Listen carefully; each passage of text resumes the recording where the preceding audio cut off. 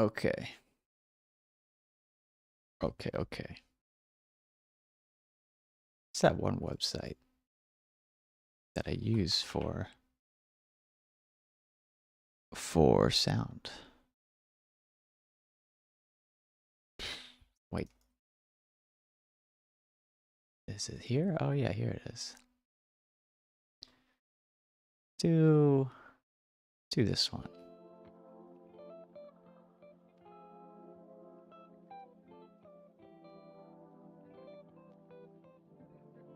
That sounds good.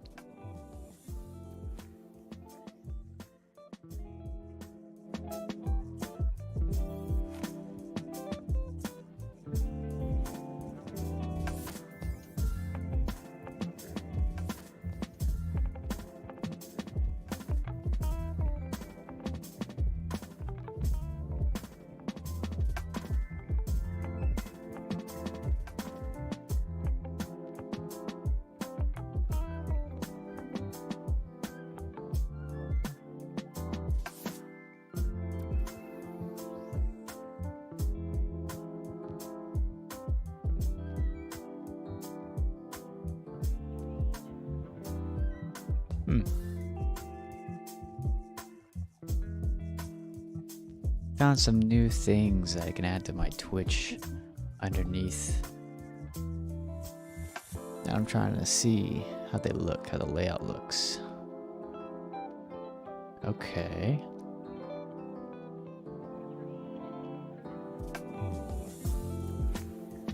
Wow, we got our leaderboards now of all the crumbs. All the crumbs. That's kind of neat. Let's do it where this is over here and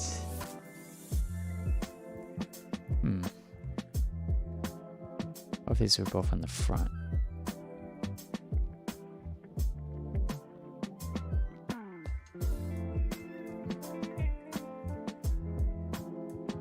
Okay. I think the move here is to do this, maybe?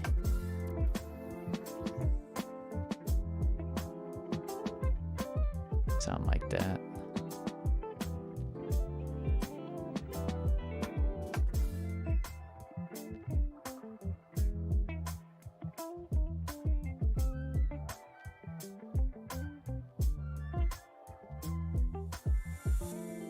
Okay, so we'll put Twitter over here, YouTube over here, Discord over here. Does that look right? That looks right to me.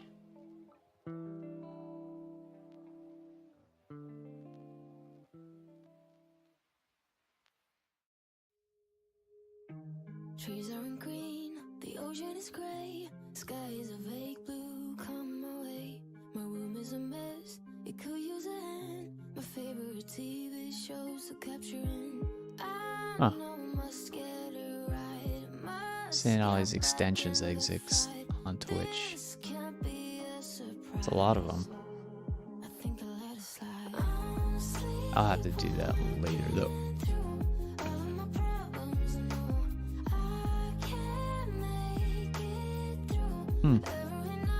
What is this? Oh, that's just that's a fake thing. Never mind. Social reminders? What is this? I know what would happen. You know what? We can look into that later. Or I could save one. Maybe I'll do that. I gotta do it in Chrome? No wonder I didn't use it. I'm not a Chrome guy. Makes a lot of sense. Makes a lot of sense. Wait, if I go to my chat box, do I have more settings I can do on here? No, it's the same. Dang. But how do they manage themes? I want to see how they make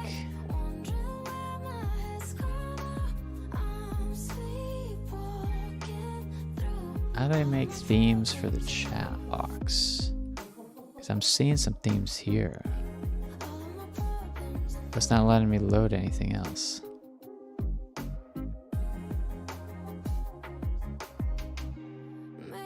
Yeah, I'm really not sure. Oh well.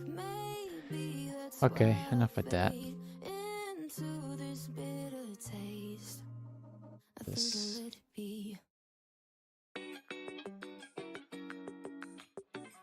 Oh, this isn't actually set.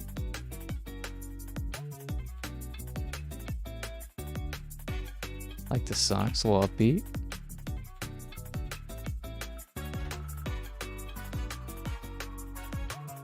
Do 0. Do 200.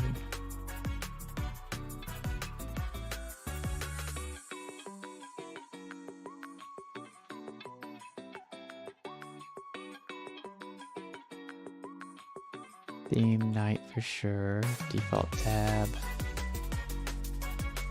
Chatters. Default period all time. Max items 10. Bits loyalty. Yep. Okay, sure. We can start with that. That's cool. Crumbs. Oh no, we definitely want to do crumbs as the default.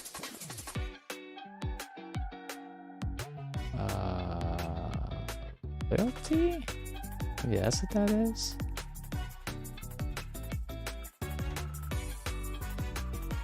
Crumbs, there it is. Yeah.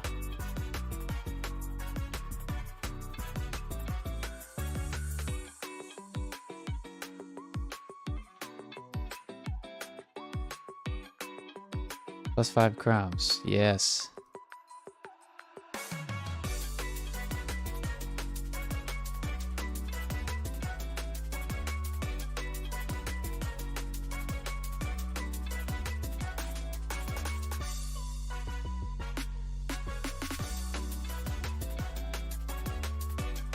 Okay. Dev scene. Here we are. We're back. After a week of... Oh, we got an ad break. Let's wait. We love those Twitch ads. How fun they are sometimes. They're quite the treat. 10 more seconds. That's okay. We are trying to get everything settled anyways. I think we don't need that for fun here. This one we're gonna bring it to its own window.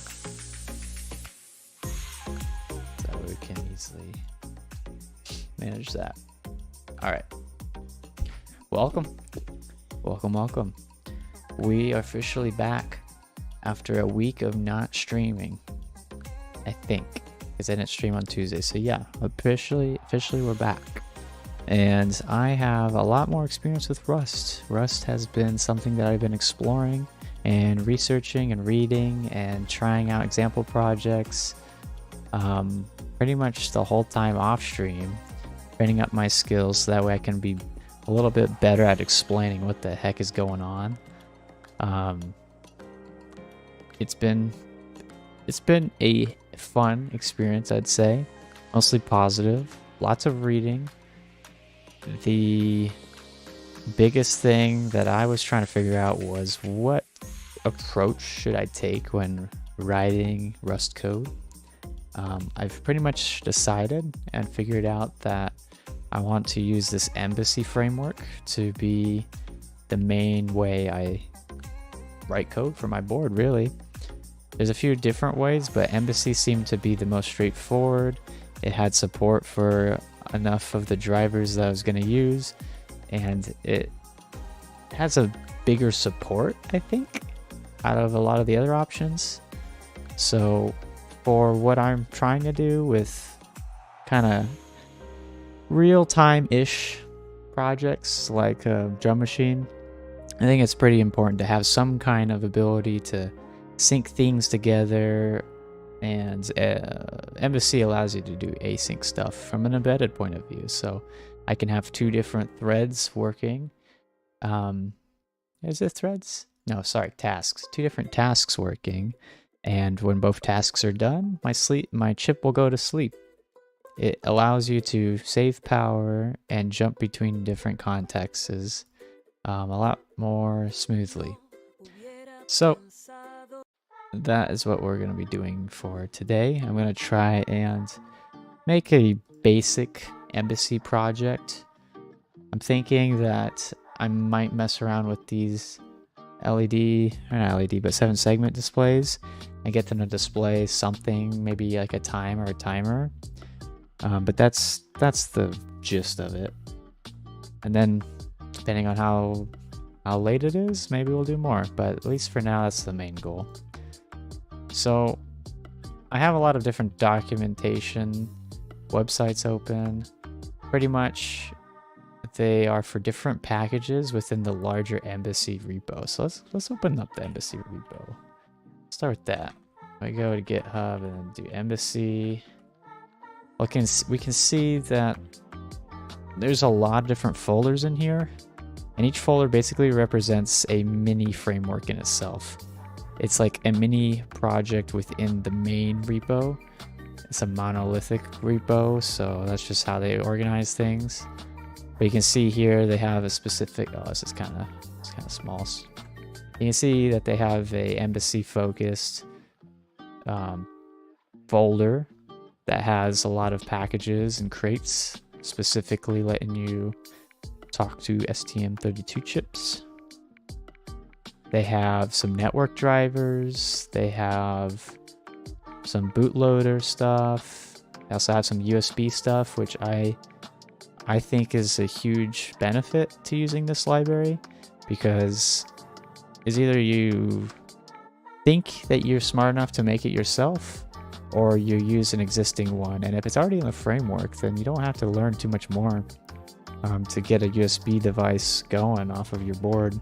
I'm thinking mostly if I get around to making a USB keyboard, this will be my godsend. So that's something to look forward to for sure. But yeah, this is the main repo. A lot of stuff going on there. What else? I mostly followed this guide to get an idea of how they expect you to start a new project. This mostly uses the cargo new method, where you just use the built-in cargo script that will create a project for you and have a Git repository automatically created. Nothing too much more that you have to do to get going with Embassy. You just need to know what crates to include and how to ignore things like panic, because you have a no STD project. But I kind of remember most of it from scratch, so what I'll probably end up doing is just opening up VS Code really in a brand new project so I can show you where I started from. So let me do that. I will open up PowerShell and go into, be big enough so y'all can see, go into a place where I have most of my development stuff. I think it's in my H drive,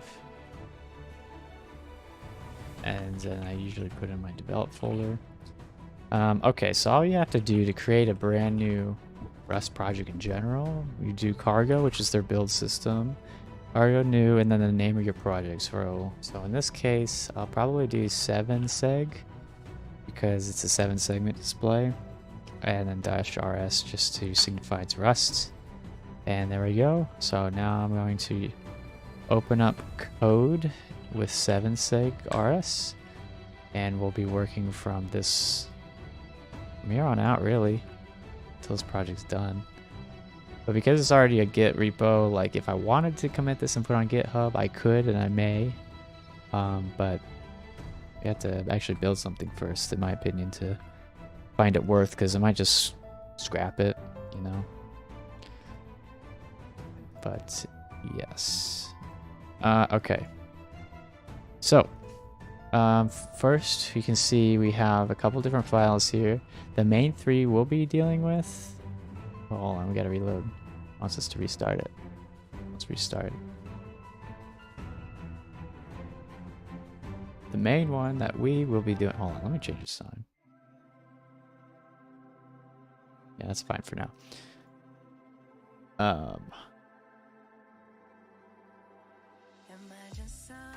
Okay. The main one, main.rs, that'll be where we have our code, of course. We have cargo.toml, which we put our package dependencies in here. Off the top of my head, that's pretty much it in terms of this folder or this file. And so we'll need to make one more file, which will be more setting based stuff. I'm gonna have an example off to the side so I can reference, because I made a few yesterday, but I kind of deleted a lot of them. I just have one left. So first, where should we start?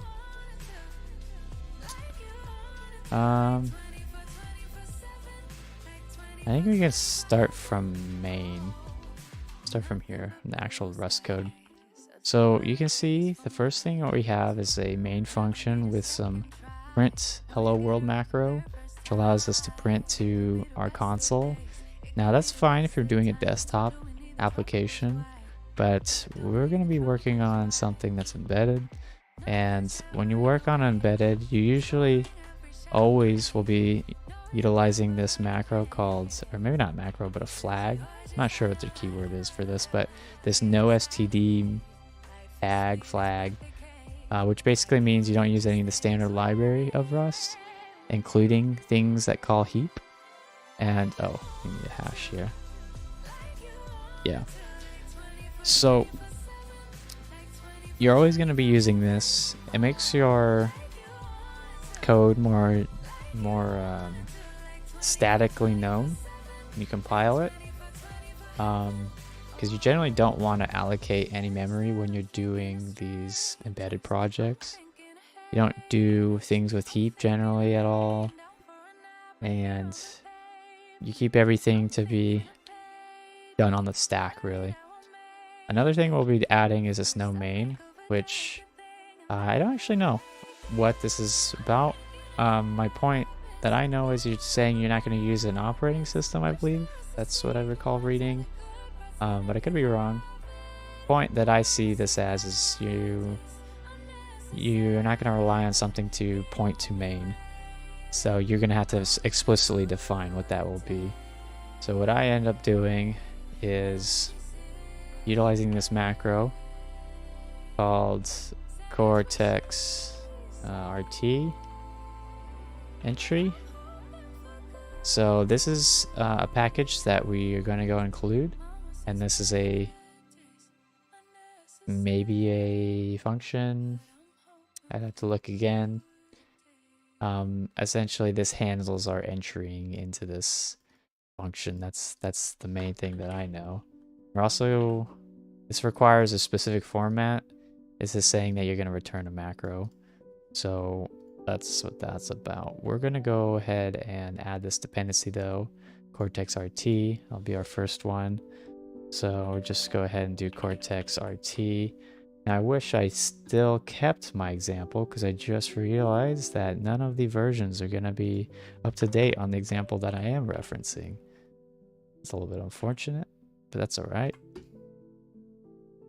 So the way I generally figure out which version to use for a package that I know that I want is I just come to crates.io. Hold on. Okay. I come to crates.io. I look up the package name, so Cortex RT. And that's not what it's called. It's called mcortex. I just realized this also helps. It's not called exactly that. Let's just type M and see what happens. Probably a lot. Let's just type Cortex. How about that? I know it's Cortex. I know there's M. Something along those lines. Cortex-M is probably what it is. So let's try that. Yeah, here we go. So Cortex-M, we have version 0.77. So we're gonna go ahead and add that and change this to be -M. Let me check out this cargo on the side. Okay, yep, that looks fine. One flag that we end up adding. Okay.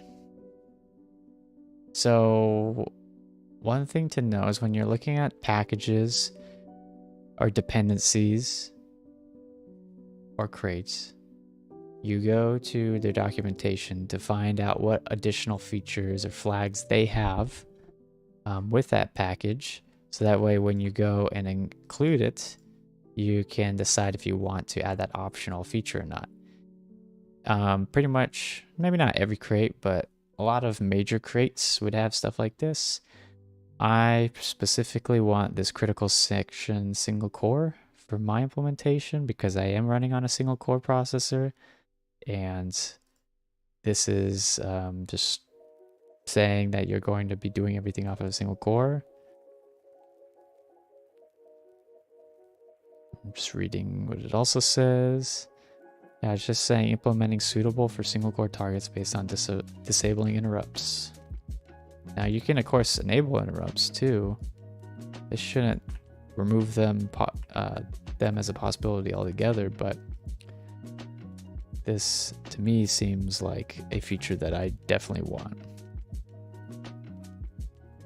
So because we're gonna have more flags or more settings with this crate, you need to define that that's going to be the version and that this is going to be a feature.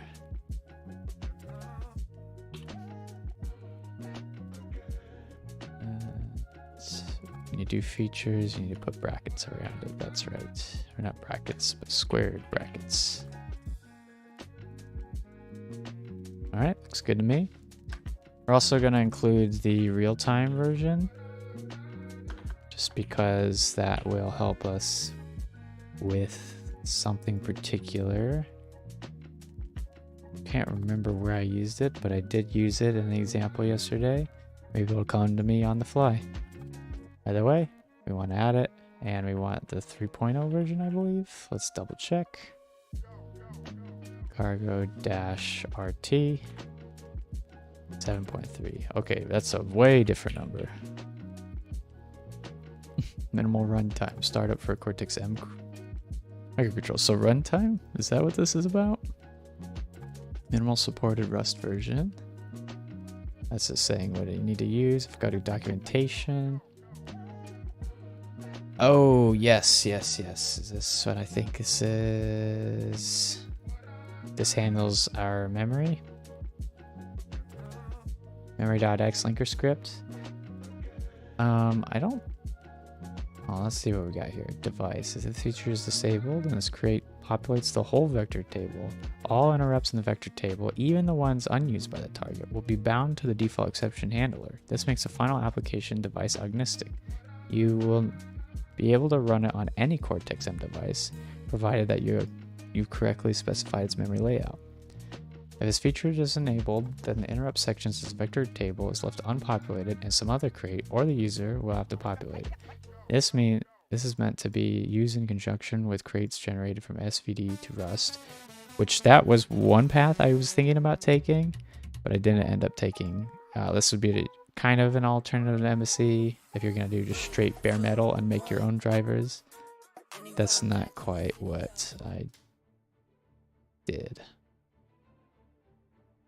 Set stack pointers, set vector, table offset register. Yeah, we're just going to not include any of those.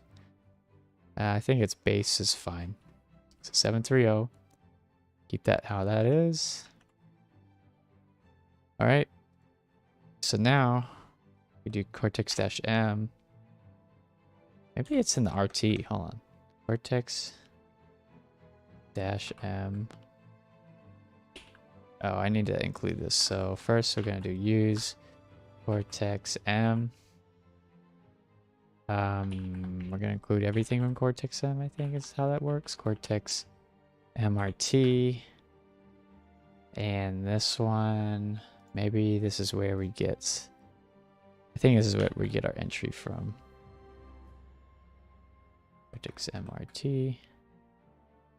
Colon entry. Yes, it is. Okay, so we don't need to import it because it's actually being imported with this line. This is the only thing we're really looking for. If we wanted other stuff, we could click into the file and look to see what kind of things it provides. Entry is like the main one. Use main as the entry point of application. Yep. And that's got the same format as this. We're also going to get rid of print ln hello new world, and we're going to put a loop in here because that's going to be necessary for any embedded program. You need some kind of looping mechanism. And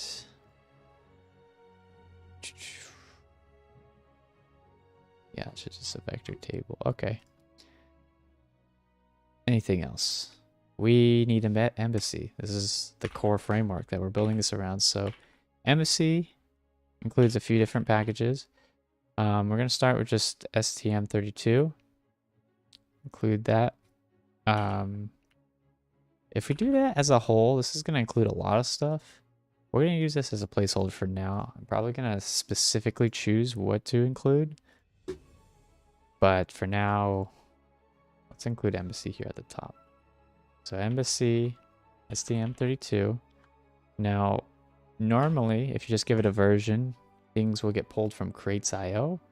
But if Embassy doesn't have itself on crates.io, you can use a GitHub repo or a local directory to pull that from. In our case, we're going to get from the repo on GitHub. So first, we're going to give it a version, which we can get from, how did we do this the other day? What did we do?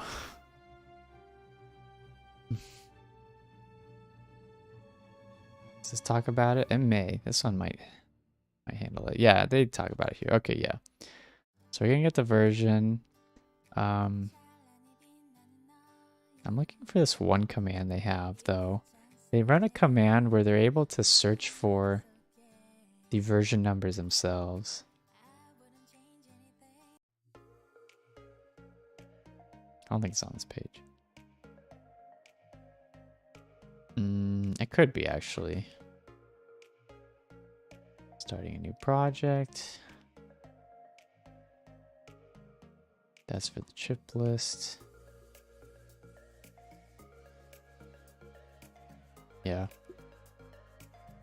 Oh wait, I just found it. I found my example. Hold on. Yeah, I can look at this. Okay. All right. This will save much more time. All right, so for STM, we are going to use version 0.1.0. It's the release version. We're also going to choose a particular set of features that I'll go through one by one, what I believe means. The first one is this def management. This is for logging. Trying to remember what it stands for, so we're going to quickly look it up. I actually don't remember the exact... Oh, it's not going to be in here. Hold on. We got to go to crates.io again. DFMT stands for deformat. Stands for deformat. But as I said, this is a library for your logging. It logs your program for you. You don't have to call all its functions, but you will need it to actually help debug, I would say. Okay. I included the name of my chip. This allows Embassy STM to pull the correct memory.x configuration, which then, following that, we're going to include memory.x, which means we want them to pull at memory.x. So this is the act of enabling memory.x to be pulled. This is selecting which memory.x you should pull. Timer dot end. Do we need this one? I don't think we need timer driver any. I think, you know what? No, we do for the executor, I believe. This is going to allow Embassy to choose any timer to run its tick rate off of. I think, because before, if you do any, it opens up the, again, possibility for any. If you do, you have the ability to choose a particular timer, like time 1 off of the STM, any of the embedded timers in the digital logic. I just don't know which one I would choose specifically, so I'm just gonna have it as any at the moment. So time is another library. It's gonna let us do it. The Brainiac. Yeah, I'm just spewing off what little I know. Sandbar hopping. I love these names. Let's go to Executor actually.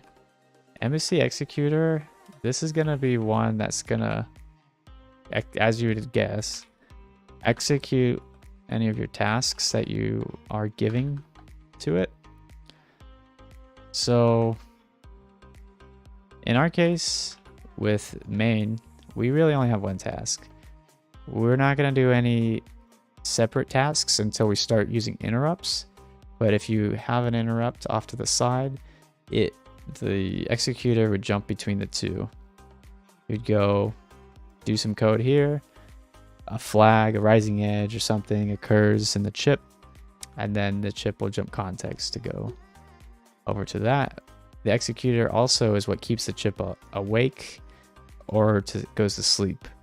It'll wake up whenever you're doing these tasks, but when you're done doing the task, the chip goes to sleep until it sees some kind of flag to wake up. But this executor requires you to allocate a particular size when you include it as a package for how, I don't know if it's for how long. Hold on, let's quickly look it up. It's like size. It's going to be memory based, but you're giving it some RAM, I want to say, to that's not quite what I wanted, but some space to run these tasks on.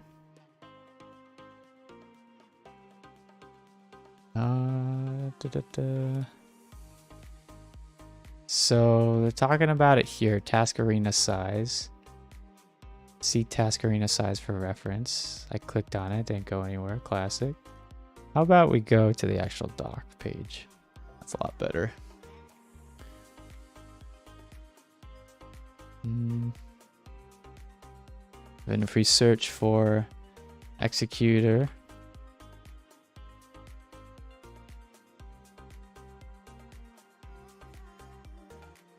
okay, so you're giving it some space. I'm trying to see where it says the exact definition. It's telling me, oh, maybe it's down here. No, not quite. Based off this quick little message, I see that it's talking about you panicking, or rather you halting or jumping to a panic function, essentially, that's in Rust whenever you run out of an arena, which this arena to me is a memory that we're setting. We're allocating something, which would be the memory. I just wish I could see what exactly they call it. I'm not seeing that though. If I search for arena, arena.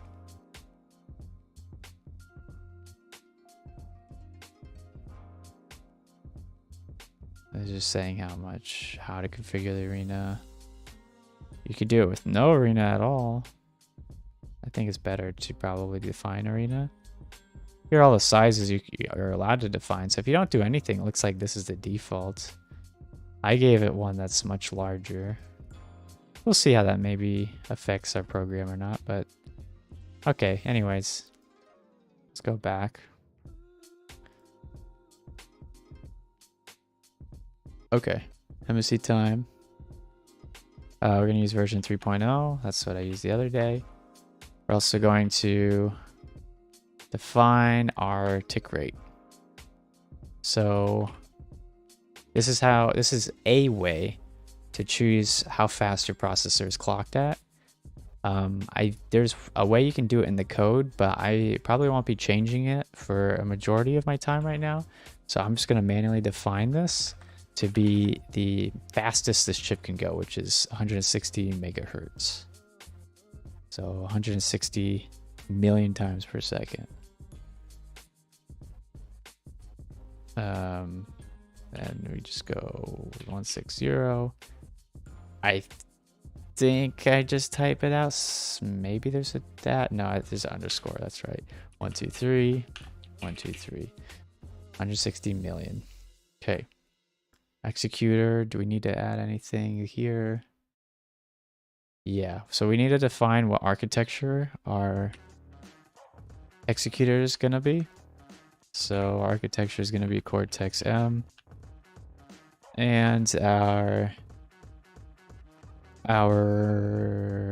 oh right, we also need to add the fact, actually I might put this in the front, but we're also going to add the ability to use this deformat crate for any function calls that have to do with the executor.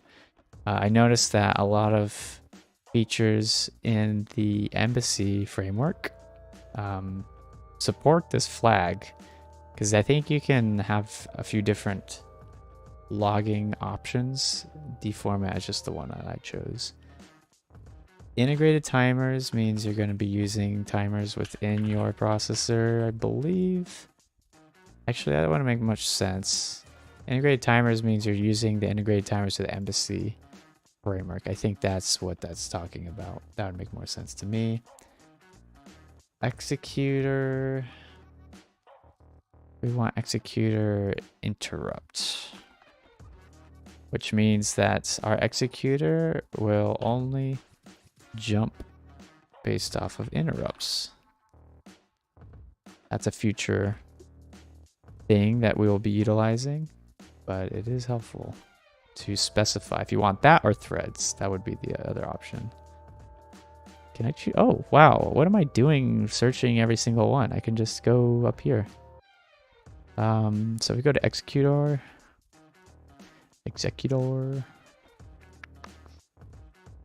where we were already. Integrated timers is for this, which means you use embassy time. Okay, that's a good confirmation.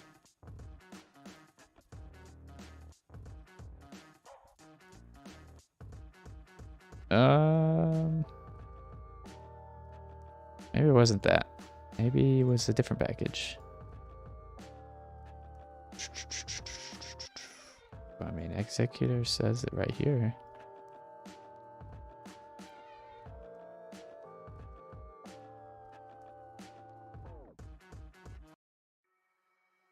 Feature flags. Oh, yeah, here we go. Sometimes I get brain DDoS and my mind goes right over it. Just like, wow. I stare at something and it just doesn't mean anything until I turn my brain on and I'm like, oh yeah, that's what I was looking for. All right. We have, I think, all the features for these. Just making sure. Yep, that looks good to me. We need to add DFMT since it needs to know where to actually get that. And then, oh wait, what? Oh, I was looking at the wrong cargo. I was like, something's off here.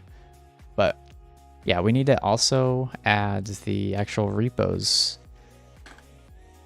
so they know where to get these crates, or at least the embassy ones.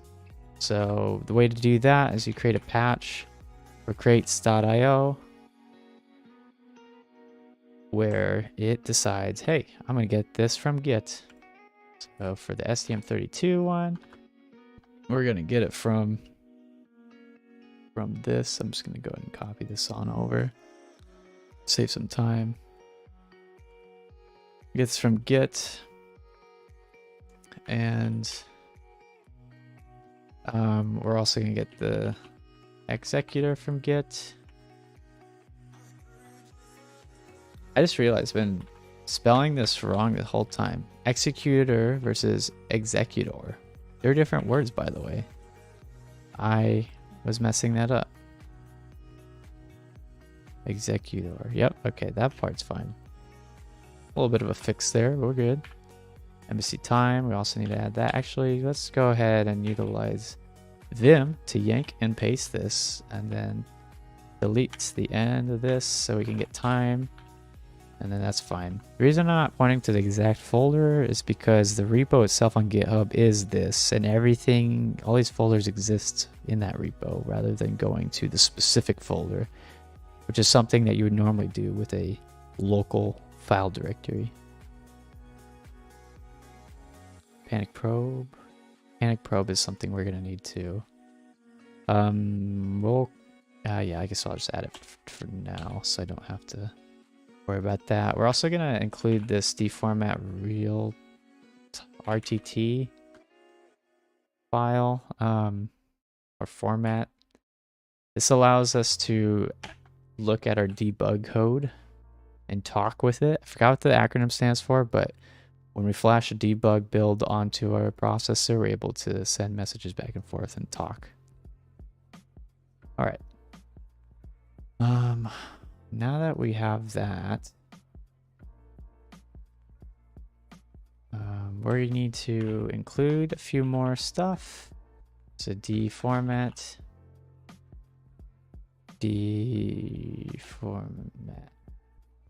RTT as anything. It's just saying if you're going to call this, this can be anything. If you're going to call a function, doesn't need to happen that it's actually linked to something. You just have this empty sign. It's a Rust specific syntax. Panic probe.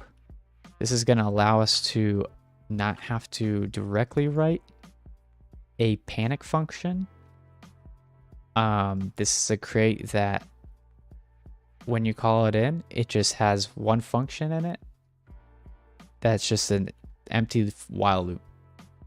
And this is just to get around some annoying errors that you'll get when compiling. All right. I think that's all I want from there. We're going to need to make one more file called our config file. And this is where we're going to define things like our chip, our port, our device that we're programming to, that sort of thing. We're going to create a new folder. That is, I think, a cargo hidden folder. The file named config.toml, I believe. Let me double check. Yes. In it, we're going to have this long string that word for word can't say exactly what it's doing, but basically you're taking a target, you're configuring it to have a ARM architecture without any operating system. You're also, or we will also call this variable runner, which will be short for calling this entire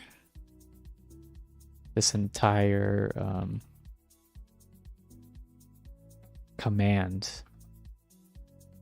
for us. So we're going to call like cargo run, which will, when we use cargo run, it will use the runner, which calls this entire function.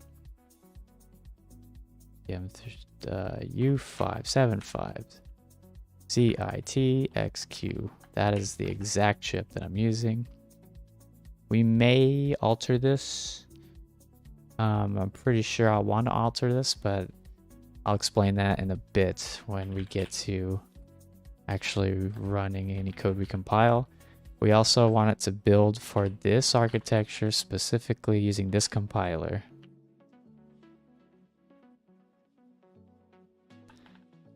Oh, gotta make sure I spell it right. The good thing is, I'm just showing how you do this from scratch, but from the future, I'll probably just be having some base plate program that I always will be pulling from and starting off, so I don't have to do this every single time. I just figured I should do it at least once on stream. Okay, are we missing anything?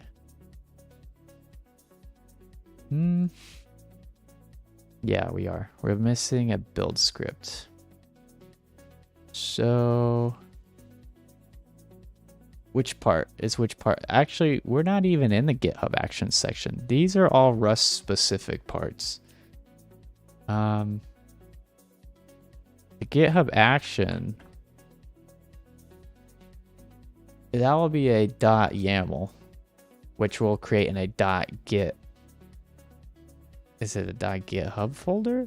Yeah, I got .github folder with a file. No, .github with another folder in it called workflows, and then that's where you put a YAML.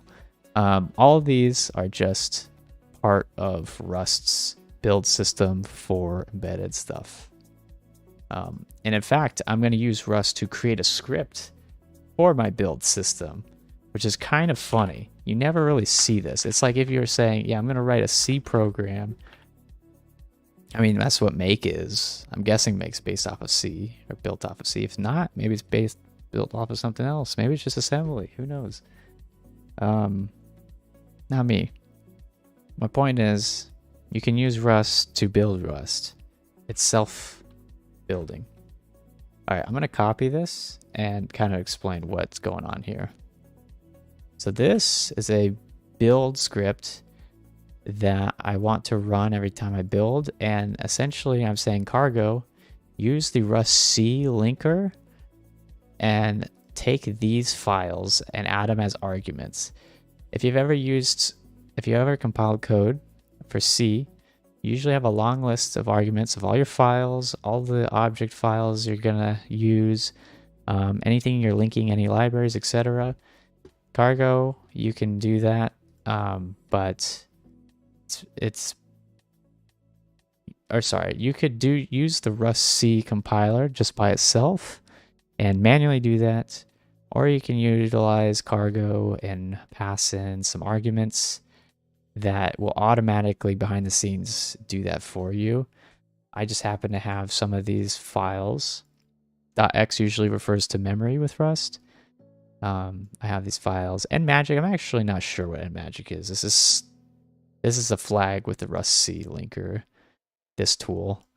I couldn't be bothered looking into that right now, so that's why I didn't. But I know it's necessary, and it made my code work, so yeah. All right, what else? I'm gonna go ahead and copy over this .vs code thing so that Rust Analyzer stop complaining. It just allows it to...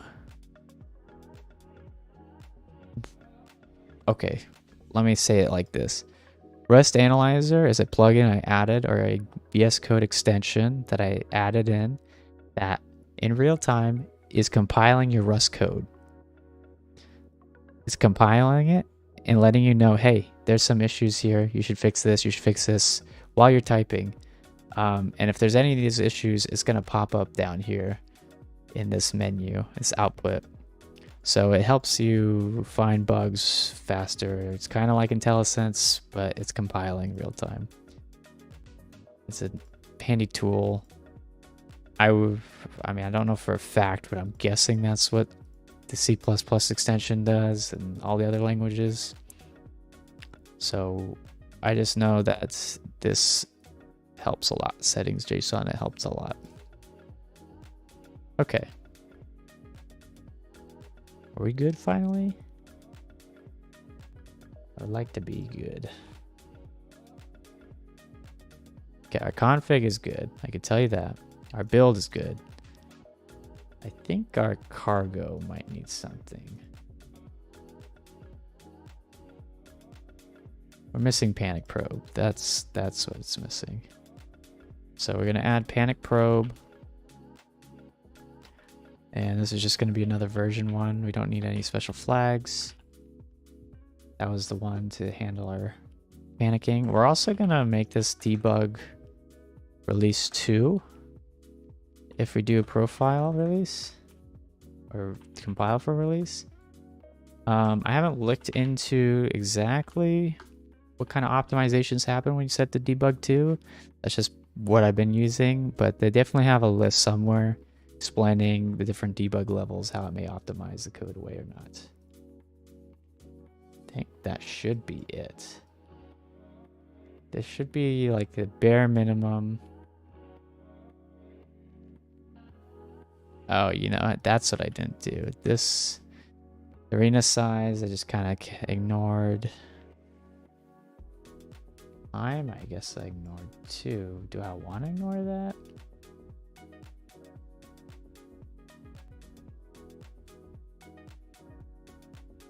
Yeah, I kind of like this being at that rate.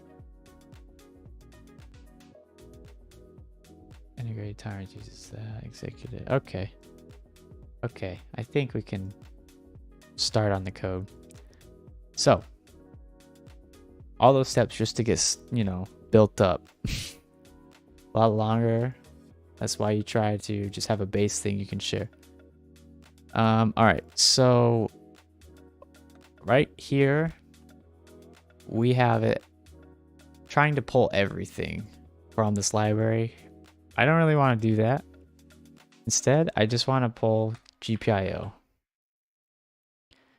GPIO is the main bit that I want to use. So first, without adding anything, let's see how this handles when we try to build it. All right, we get a first error. And that is that it is missing something for memory.x. Well, first let's clean, because it looks like it might have added some stuff that we don't use. Cargo build.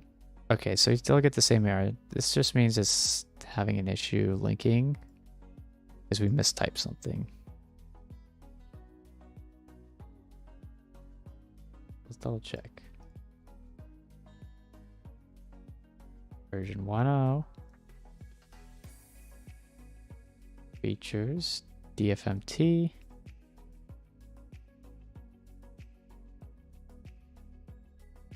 Oops.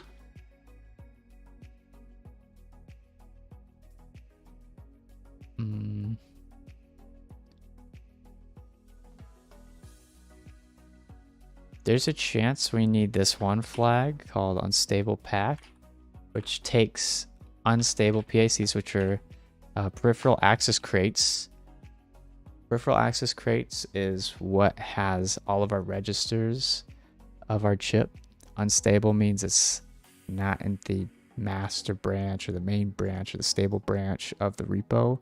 And I believe for my chipset, mine's considered unstable. So let's see if that changes anything. Okay, that didn't do anything. We're going to keep it though, because I do think that is an important part of it. Keep looking.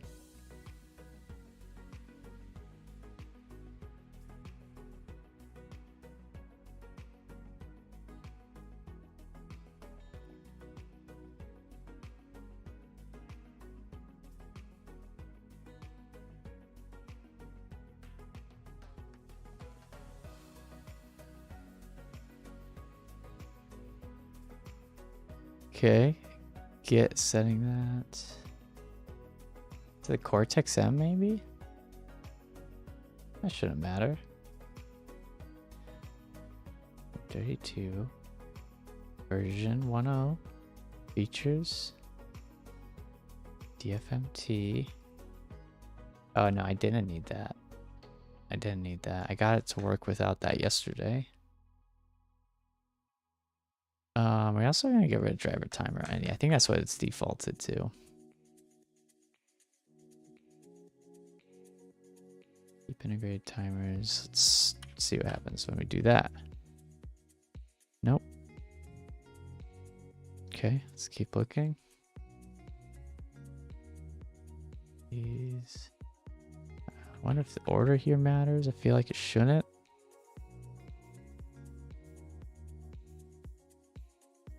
but let's try anyways. Oops.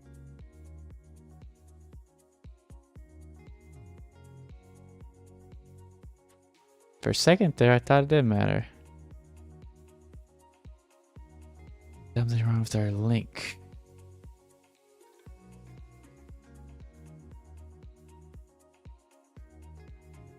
Let's see. This is a direct copy and paste from the other repo. Nothing changed.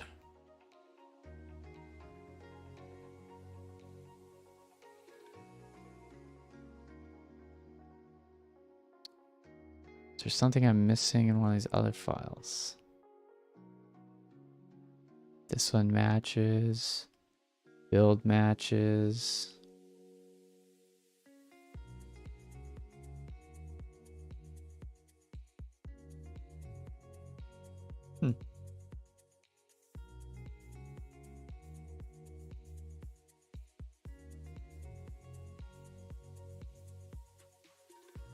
Guess I use it near version DFMT, but that's not that important.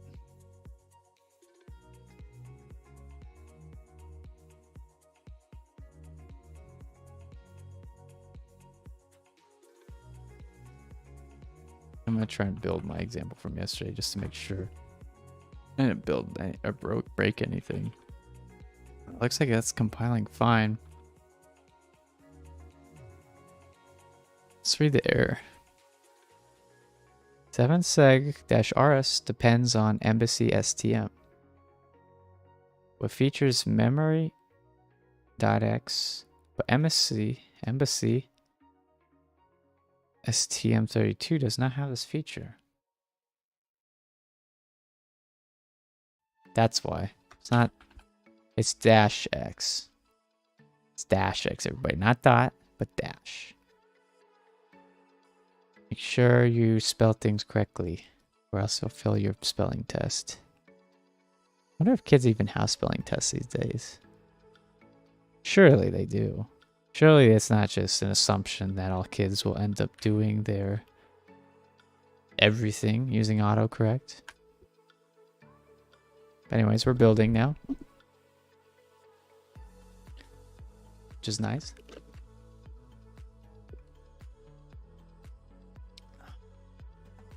Okay, we got an error.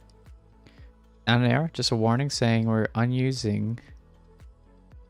Alright, we don't actually need to import Cortex M. That is news to me. So this compiles, right? We have a nice compiled program, even though it's not doing anything. It's a loop. It's a loop, but it does compile. So let's begin the fun part. Boilerplate's out of the way. I may change this entry to use Embassy's call, but I want to see how far I can get using Cortex's, because Cortex's sits at a lower level than Embassy does. Embassy will be a chain that calls another thing. But all right, so what do we want us to do? We want to blink an LED, right? Well, first let's actually try to program this, which is nothing. You can see it's blinking LED right now. That's because it's code from last night. So obviously I eventually got it to work, but that's not what I want to do right now. So if I do cargo run, remember we made not that, but this file earlier, and I said this runner command. Cargo run calls this command after you build. And we're getting an error right now because I have multiple devices that it could technically try to probe. The digital USB device, which is this little oscilloscope lab station, and the STM. You can see that the STM is listed as number 2, digital is number 1, with lots of information. What we want to do is utilize a flag that lets us choose which one of these two to use. Welcome, Johnny. Welcome, Johnny. So we're going to go ahead and add a flag that says, I think it's called probe. probe, and then the name of the VID and the name of the PID in this one concatenated string separated by a colon. 0483:3740. Now if we run, oh, first gotta save it. Now if we run cargo run, look at that. It programmed. Look at that. It's no longer blinking. Ladies and gentlemen, that is a programmed board live with Rust using no embassy stuff. Using, yeah, if I deleted this would still compile. Yeah, let's go indeed. This is a defining moment. Bare minimum empty program. Let's go ahead and cargo build again. Because I removed that crate dependency. Oh, it doesn't like that. It doesn't like that. Why does it not like that? I think I know why. We do use embassy. We use embassy for the device X. We included the crate. The crate doesn't actually get called unless you put it here. So we needed embassy to actually do the magic. And sorry, not the end magic, but the link X and the deformat X. So we're gonna add that in. We're also gonna add deformat back in because we'll be using that soon. So for this one, we want to call everything. For this one, I think similarly we call everything. Okay, let's go back. Cargo clean. Clean it. Flat, fresh slate. Cargo build it. We watch the show as it gets all the crates, brings them in, all the dependencies, brings them in. 149 of them to be exact. And once that's done, we get yelled at for not using something, but that's okay. Because if we do cargo run, it still programs it. It works. Even though there's a warning, it works. So this time we're actually going to use these so it won't yell at us. And we're gonna make it blink an LED. Now how might you do that? Well, the biggest thing is you need to have access to the documents. Documentation, as it says, is important. Where we see all the things that you can grab. The modules page is all the things you can grab, which for an embedded device is pretty visual, right? You have all these different sections of digital logic that you can actually access. No issues. And they're all named into different modules, which is like a package in C. I want to use GPIO to blink an LED because the LED is tied to a GPIO. So we are going to import that. We have our parent crate. We want to bring in GPIO. Okay. Now what from GPIO? If we go inside here, we could import everything, or we can import very specific structs. In our case, we want to import level. So we define if it's going to be high or low, because we want to turn our LED on or off, high or low, same thing. We're going to define output because we want to say our general purpose IO, GPIO, general purpose IO. We want to define it as output device. So voltage and current is out facing. We're going to find output, and we're also going to define the speed. So we decide how fast this this pin operates in the grand scheme of the clock timer of the chip. It's separate from how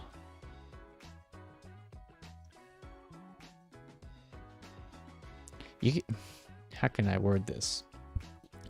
On the STM, all the pins, all of them, are attached to a clock. And that clock signifies the fastest possible rate you could go from high to low and low to high. It's tied to a clock. So if you want a pin to respond kind of slow, like it has low FPS, if you're talking about game stats, you can configure that to be a slow pin. Or you can configure it to be a fast pin and have high FPS. Your frame rate is going to be really high rather than slower, I should say. It's still fast on the grand scheme of things, but if you want less power, you can use it in low speeds because it doesn't need to flick on and off as fast or sample on and off. Okay, so I said we were going to import output. We're going to import level, and we're going to import speed. We could also import pole and stuff, but I don't. I'm just going to leave it at the default right now. So all these things are unused. We can see this part is not squiggled anymore because our Rust analyzer compiled as we added those in real time. We now are going to declare some variables. This is how you get things into your program after you import them. So we're going to make a variable that's unmutable called P, and it's going to be a type peripheral, which this is from STM32. Interesting that that would be auto-filled there. Let's get rid of that. I'm curious. I'm curious if I did this, what would happen? If I didn't find any peripheral, what would happen? If I said let P equal to embassy STM32. Okay, I see what's going on now. You see how it auto inserted there? We're in an ad break, I just realized. Wonder how many ad breaks happens just like that. Yeah, not really sure. Anyways, welcome back from the ad break. Okay, you see how auto put peripherals right here? This is the working of the Rust analyzer. It'll autofill for you if you don't define a type. Everything in Rust needs a type. Everything that's static needs a type. If you don't insert it, this plugin will insert it for you. Peripherals, if we look here, I clicked on it. I control clicked on it. This didn't actually bring us to it. This likely is coming from the embassy STM32. It's saying there's a struct in there called peripherals, and that is what this init function returns. This init function also takes a config, right? A variable called config that is of struct type config, and it returns peripherals, which are all. Okay, it's not actually going to open it for some reason. Yeah, I don't know why it's not going to open it. I think I need to compile it first, but init takes a config, which this is the structure for it. What I'm going to do is just call this function called default. And in that default function, it calls itself and populates these fields for me. You ever heard of a constructor in C++ or OOP type language? Naruto. Naruto? I'm just now seeing that. This is the first time hearing of this. Naruto? What is this? Anyhow, if you've ever seen the C++ language, you can do constructors in that way. So we're going to call that constructor. STM32 thingies. That's right. We're back in it. STM32 thingies is where we live. We love the STM32s. Okay. We create a peripheral P. We're also going to create our LED. So this P is how we're going to access pretty much everything from here on out in terms of which pin, which port. It's every day, bro. Exactly. Which pin, which port, which hardware piece. Mostly pin and port, actually. But anyways, P. We're going to make an LED variable that is mutable because we're going to be changing this value to be on or off, on and off. And look at that. It's already autofilling. I wasn't even expecting that. We're going to pass in an output structure to this. Question is which one? Output driver? I think it's this one. Yeah, it's this one. We're going to pass in output, which is a struct from STM. And you see all these functions that are associated with this output. These are all the things we can call. This is the beauty of Rust right here. The fact that it's just attaching all of these immediately to these objects. I can say, okay, what do we have all here? Most new things is how you initialize or create or start something. So we're going to make a new function. And look, it's already autofilling for us. So we need to pass it a pin, an output, and a speed, which is why we imported these settings here. So the pin is going to be P for the peripheral. And I looked at the datasheet ahead that time for my STM32 Nucleo board. So I happen to know that it is PC7, which stands for port C, pin 7. Okay. We are now going to pass in a initial value we want it to start with. So we're going to do level high. We want it to start on. And then we're going to change its speed to be high speed. And there we go. We created this LED variable. We're not doing anything else to it, but we did create it here. So if I program my board right now, my prediction is this LED should turn high. Oops, didn't mean to type there. My prediction is this LED should turn on. So we're going to go ahead and cargo build.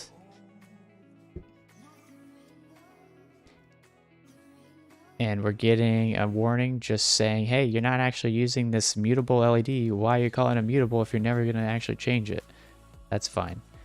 This is also getting a warning because we're not using it. Again, fine for now. We'll fix that in a bit. We're going to run it. Boom.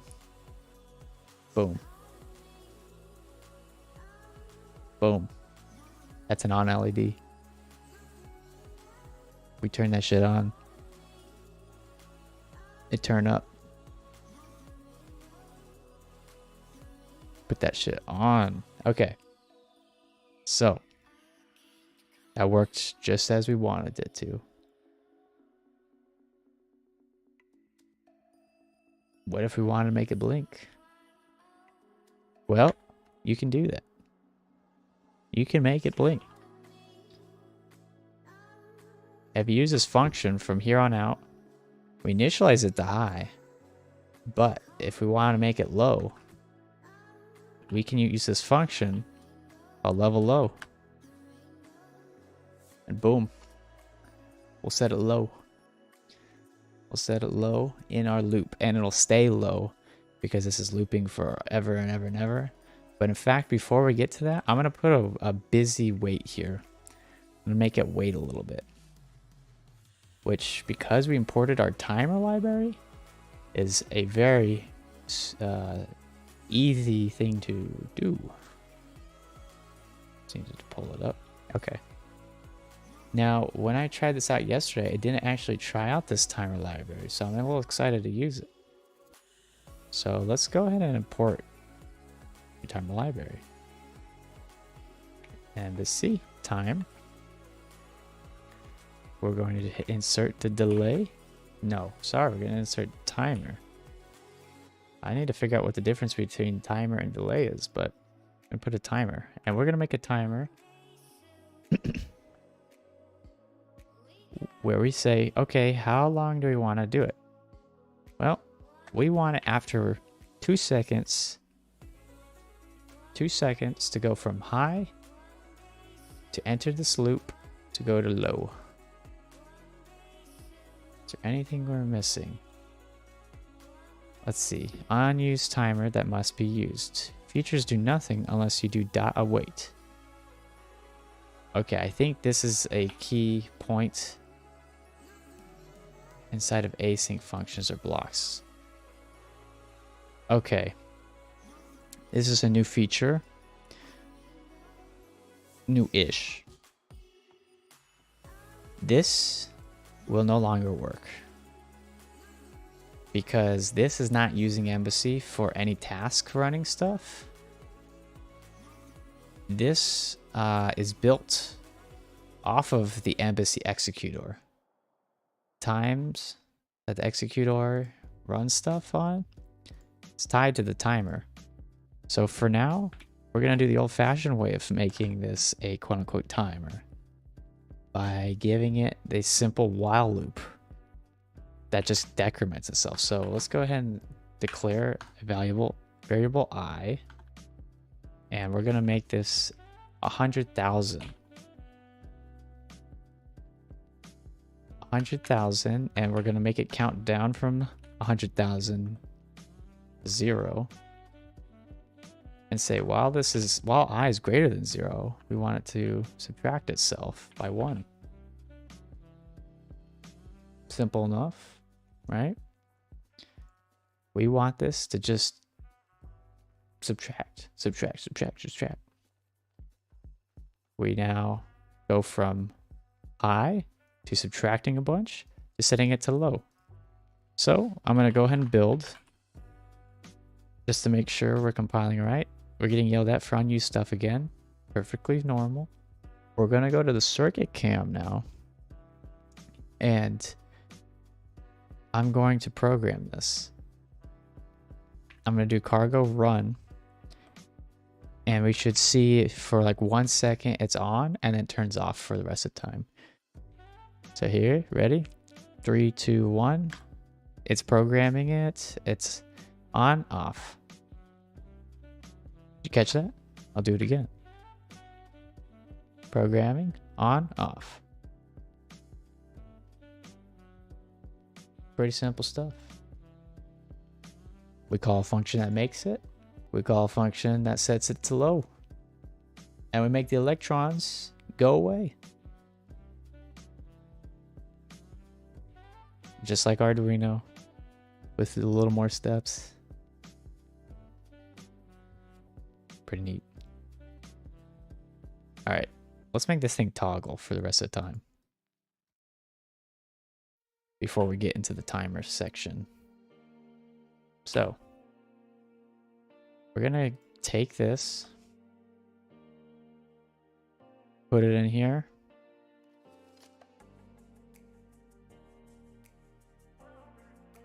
And then afterwards, we're gonna set the level to high again.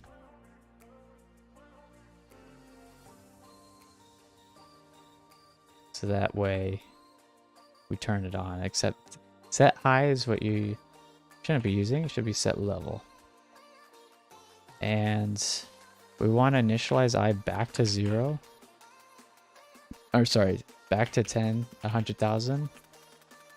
So that way we can loop through this again. It's not the most elegant way of putting in a delay, but it works. Okay. Oop. Okay, here we go. Because everything is tied to cargo, we don't actually need to type cargo build every single time. We can type cargo run, which implicitly calls cargo builds behind the scenes. Before it tries to program, it'll build. So if we do cargo run, it built and programmed, and you might be able to see, but up there is blinking. Now, I wouldn't call that 1 second exactly. I kind of just throw 100,000 out there because it gets the idea of like being slow enough that you can see it blinking on and off, and you know it's looping. So that's why I use that. But there's definitely a much more elegant way with that timer library.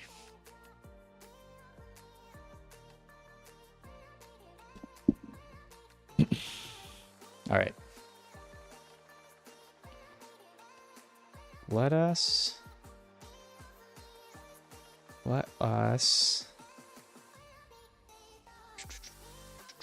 I'm debating whether or not to do timer or the DFMT next.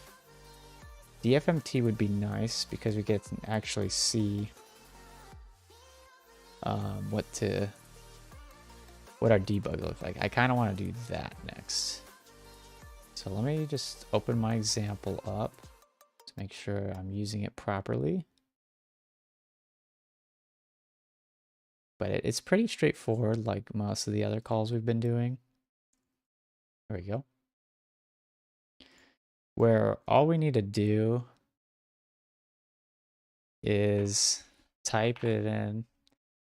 First, you know, because we're using DFMT, we're going to call it here. But the difference is we're going to call this info function and write some text in it. So we're going to say low. Okay, we turn it low. We're going to log that it turned low. And then we're going to log that it turns high. DFMT info high.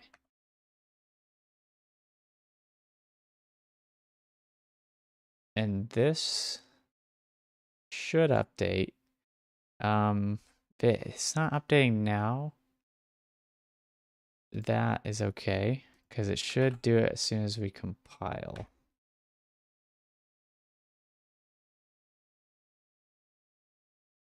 Okay, didn't quite do that.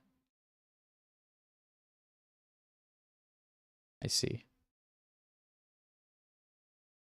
Let me try and run something really quick. I'm curious how this may respond.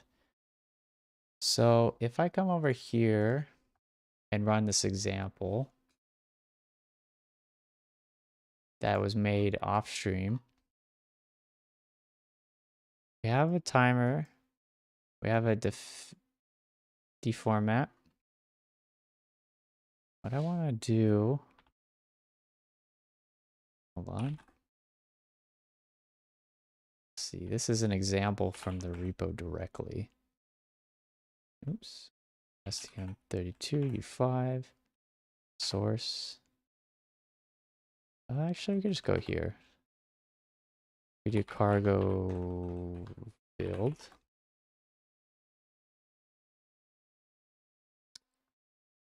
Actually, let's not do that.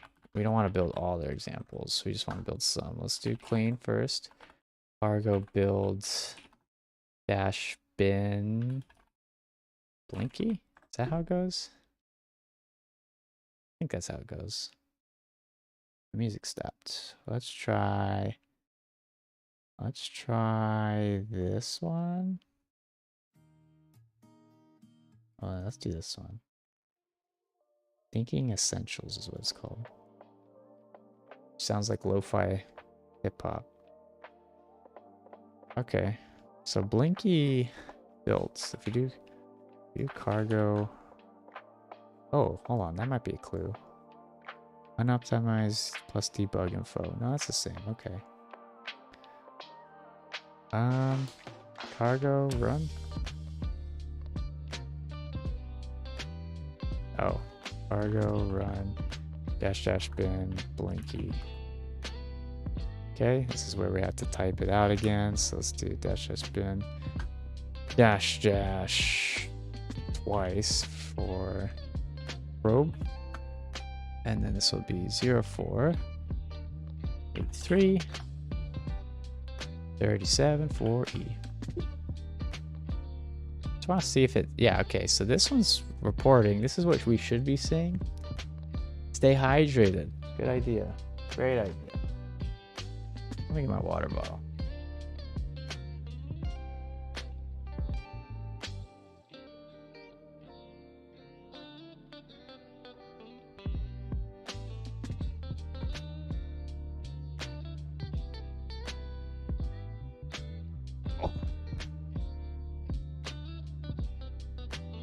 Okay. You see? On, off, on, off, on, off.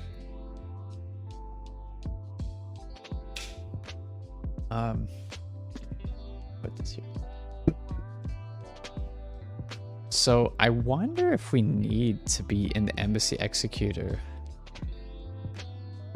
for this to actually report things, because I didn't really do anything else in the compilation. So I'm gonna take a wild guess that we do need to have that. So we'll jump to that part now.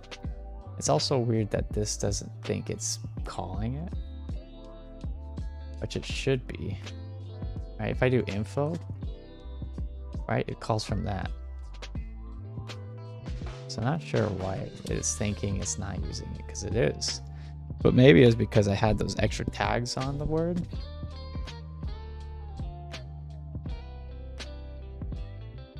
But that's okay. Time. Time for timer and time for the executor to be involved. So before, we've been using this entry point, which now we may not even need to use. May not be needed. But the way we handle this is we change this to embassy executor, and you can see we have a few different options. I've never used the raw, but I've used task. Except I haven't. That's where I lied. It should just be called main.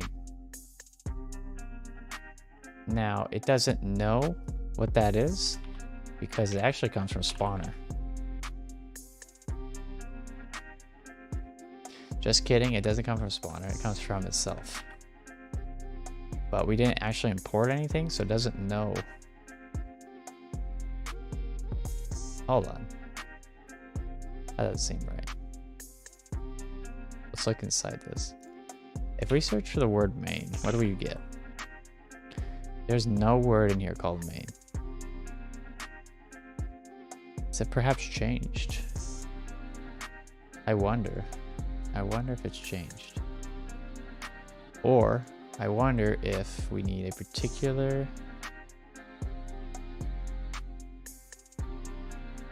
dependency flag.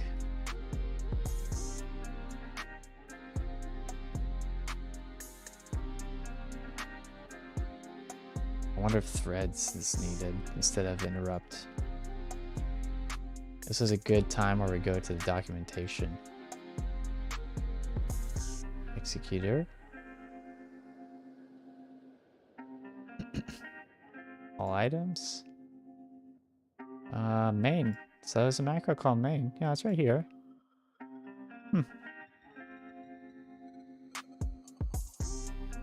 Oh, maybe that's why. It's giving me error because I didn't have the right file extension. So if I do async, and then we need to have this format. So we need some kind of variable. In our case, we're going to call it spawner, which will be of data type spawner. Oops, spawner. Look at that, auto imported up here. And make it not return anything. Let's Still doesn't like that. Interesting. Async function main.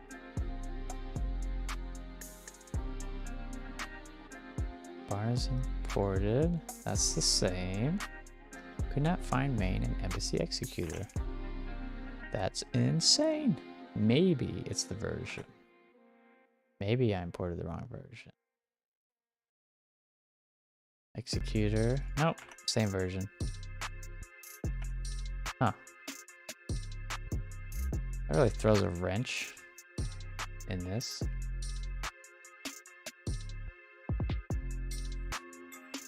What could it be? What could it be?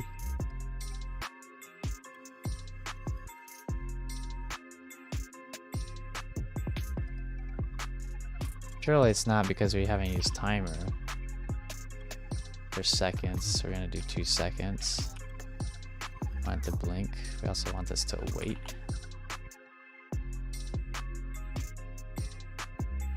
Oops.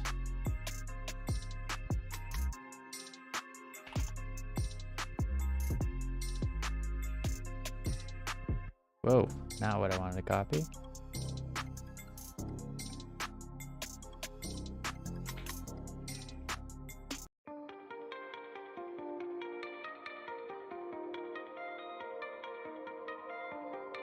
Could not find main. Really?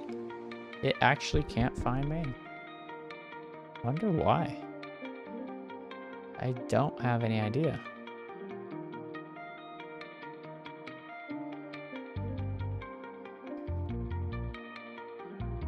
It's gotta be a dependency I'm missing then. That's like the main thing that would make something act up like that.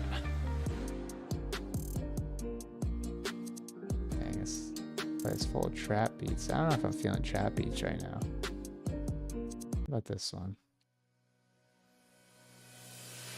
Any futures? I might.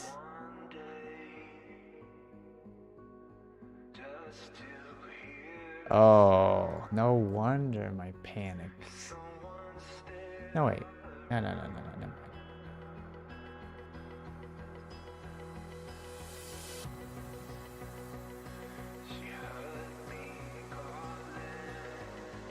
Executor thread. Let's read that a little bit more. Executor thread versus executor interrupts. Oh. Interrupter mode executor. This executor runs in interruption mode. This allows running async tasks at a higher priority than thread mode. Use it. If it's somewhat more complex, it's recommended to use thread mode executor instead if it works for your use case.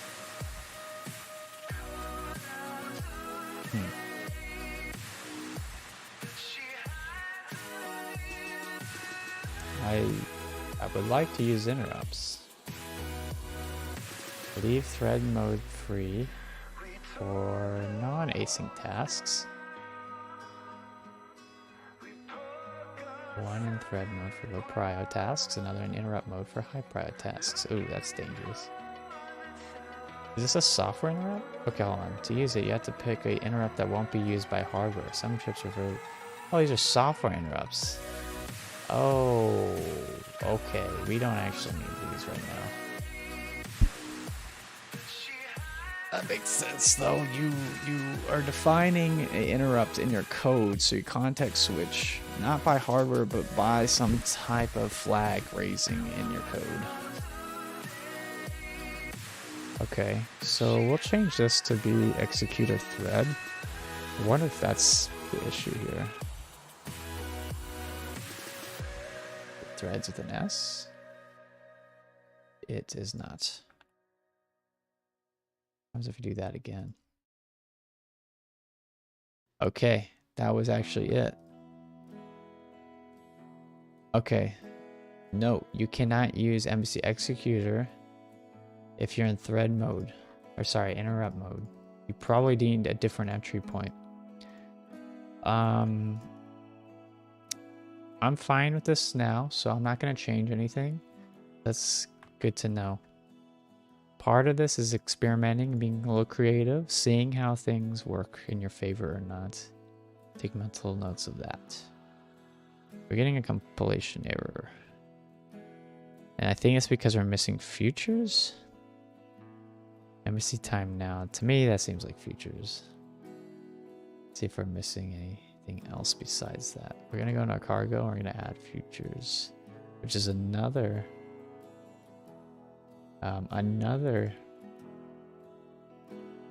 dependency of Embassy. Handles async related stuff. And we might choose a different version of it than what my example had. Okay, here we go. Nice. Futures RS. 3.0. Okay, we're gonna use 3.0 then. Instead of 3.17. 3.0. Oh, 3.30. 3.0 is the major, 3.30 is the minor. Or maybe it's the patch. 3 is the minor, 30 is the patch. I think that is what it is. So yeah, that might change and we can compile. Nope. Okay, we're missing something else. Undefined symbol.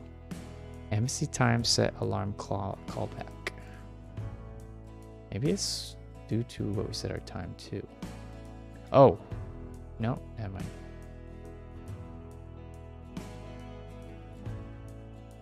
Embassy time.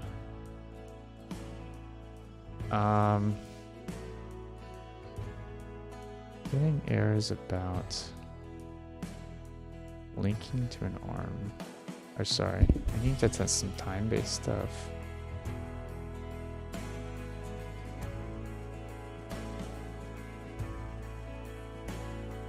Undefined symbol. Well, one of the things I wanted to add was DFMT to this. I don't know if that's actually going to fix anything, but I feel like it's going to be necessary for what we want to do in the future anyways. So let's just add that.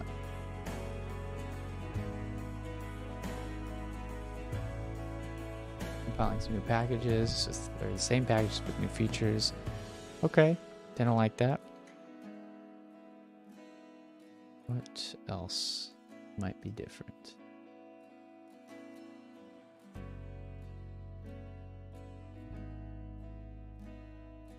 Vector config.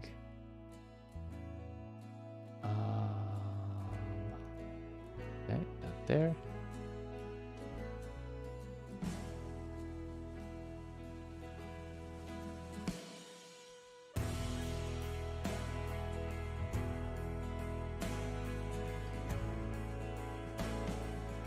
Embedded how? I feel like that's already included. If I go into here and search for embedded how, yeah, that's definitely already included. So 21 times to be exact. Embassy embedded how even. Yeah, I don't think we need to manually include that. That should just be part of it. What else could it be?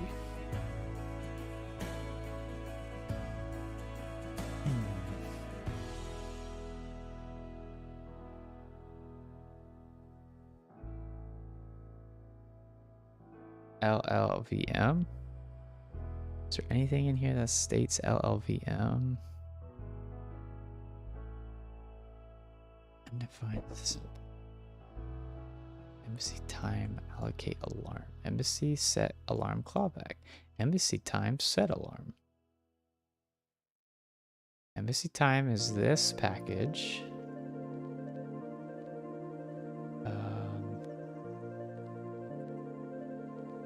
Is there anything different here? This one has a return. Surely that's not it. Okay, it's not what I figured.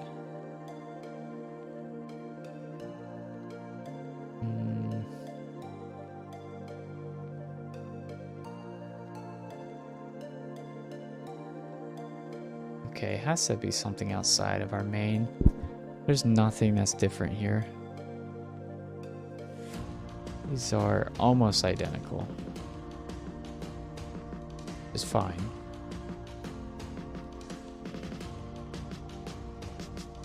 Oh, right. Set level is manually setting a level.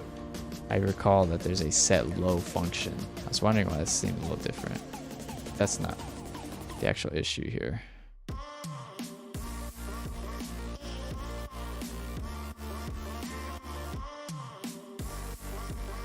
Surely it's not our flag for how fast it's ticking. I heard if you don't run this, it just defaults to 1 megahertz.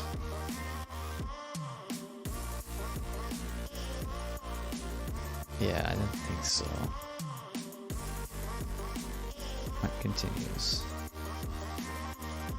Integrated timers, do I have that on? Yeah. DFMT's on, executor threads on, architecture M is on, task arena size, maybe that's it? Although it did say it was going to default to something, so I kind of doubt it. Oh, hold on. Maybe we need embassy sync. Well, if we go to our lock file, which is like a cached list of all things we compiled for this package, or this project rather, and search for sync. Not async, but sync. Actually, let's search for /embassy-sync. Okay. It's a package that it's already in here, I want to say, because it's listed so many times, especially because it said package sync right here. So I don't think that's an issue, and in fact we can see what kind of stuff. Oh no, never mind, you can't see its features. I was thinking the features were shown here, but they're not. Alright. What else can we change?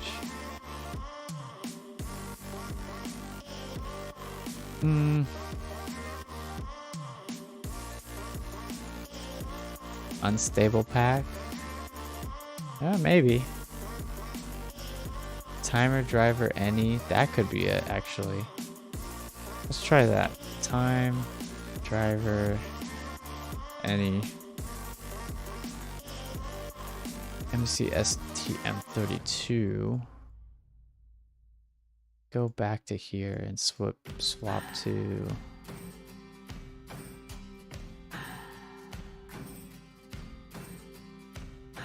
let me change to a different song. Embassy STM32. Where are the documents? There are the documents. All items. Ooh, okay, maybe that's a little too many items. Let's go back. We want attribute? No. We want, what do we want? We want features, really. Oh, it's right there. Time. Enable additional driver features that depend on embassy time. So there is no default. We actually do need to define this, I think. So let's do timer any. Timer driver any, which is what we did. We're going to compile this again. Oh, that was it. Okay.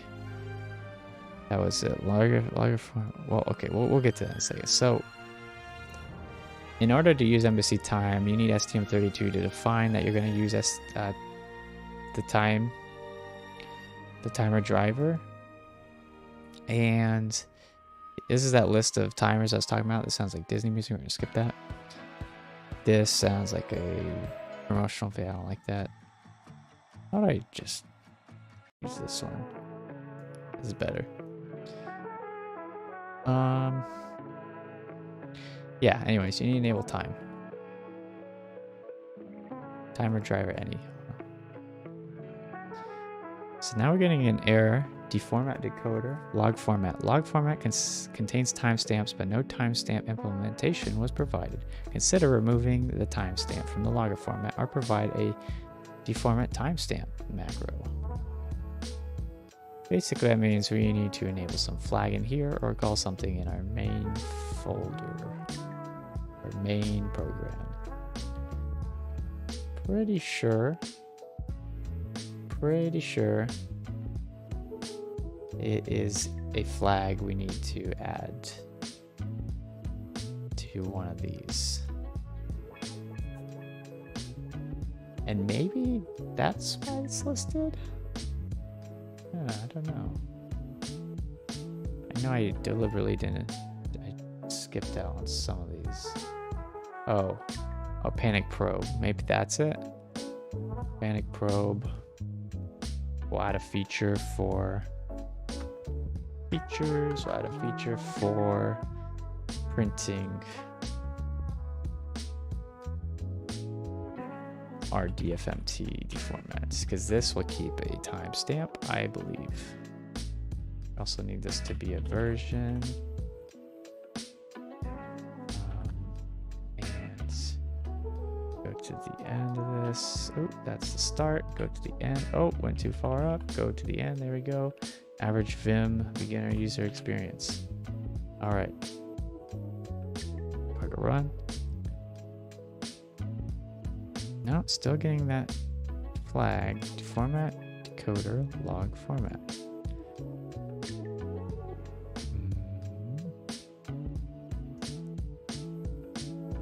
Well, let me just show. We are now blinking, as we said, every 2 seconds. If we go to full screen here, up there, it's blinking every 2. Let's count it. 1, 2. Okay, terrible counting. Let me try and get that timing right. 1, 2. 1, 2. 1, 2. That is slow. So, to fact check my counting, because I can't count that well, let's instead set the value of another pin, which we're just gonna call pin, which is a bad name. We're gonna call this one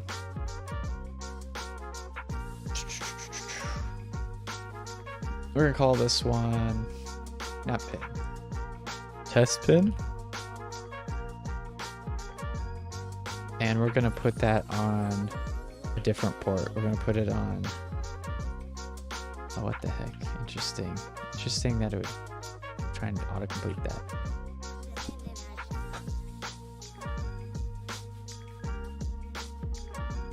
Unfortunately, I don't know this off the top of my head. If I do P, I obviously get a lot of P values, you know, port D, port F, etc. But if I go to the full screen, not that one, this one.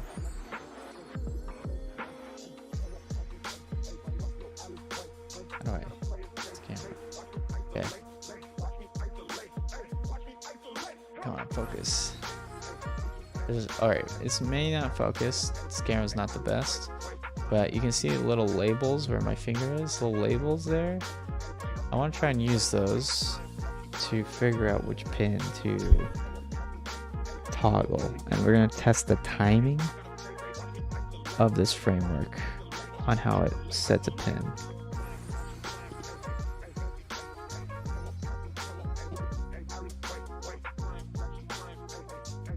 I see a pin called D0 or digital 0 if this is Arduino. Let's see if this framework has that. D0. It doesn't. Okay, so we're gonna need another pin name, which is fine. That's where we come into Adobe Acrobat and we look at the data sheet.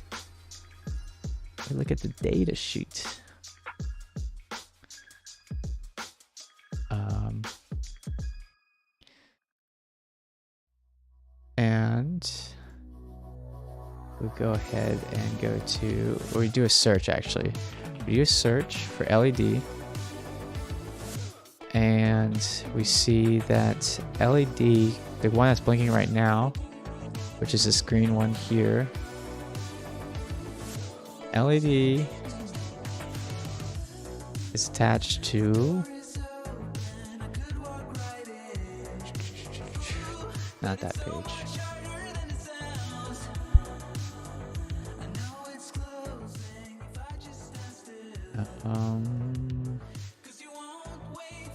LD5, but that's the name of the LED on the PCB. We're looking for the pins. Basically, okay, here we go. User LED L1 is connected to PC7. That's how we figured out to wire up our code to, write voltage to that. So instead, we need to find a different pin to do the same thing on.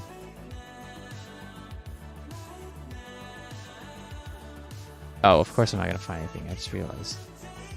How about we go to hardware layout?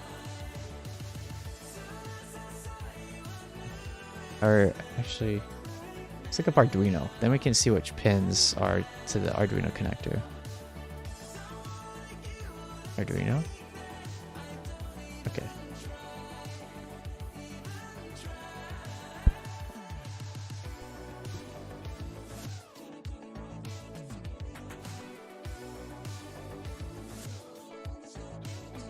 Here we go.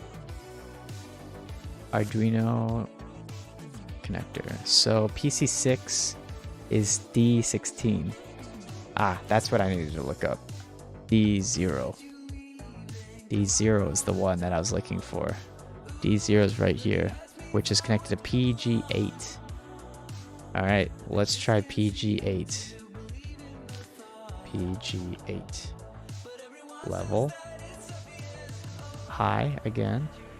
Speed also high. But I don't know if it'll work. It'll throw an error if we can't. We're going to now change these to be low. Set low. Makes it a little easier. And set high. We're going to set LED low. We're going to set test pin. Set low.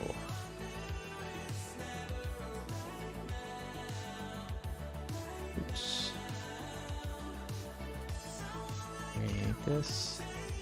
And put it here, but change this to be set high. No wonder it didn't work. We got rid of one of the underscores. Okay, let's try and compile this. Cargo run. What have we got here? Convert the identifier to snake case. That's right. There is a formatting built into the language. It will yell at you if you do not follow their coding practice. It just makes things more consistent. Oh, we gotta fix this now too.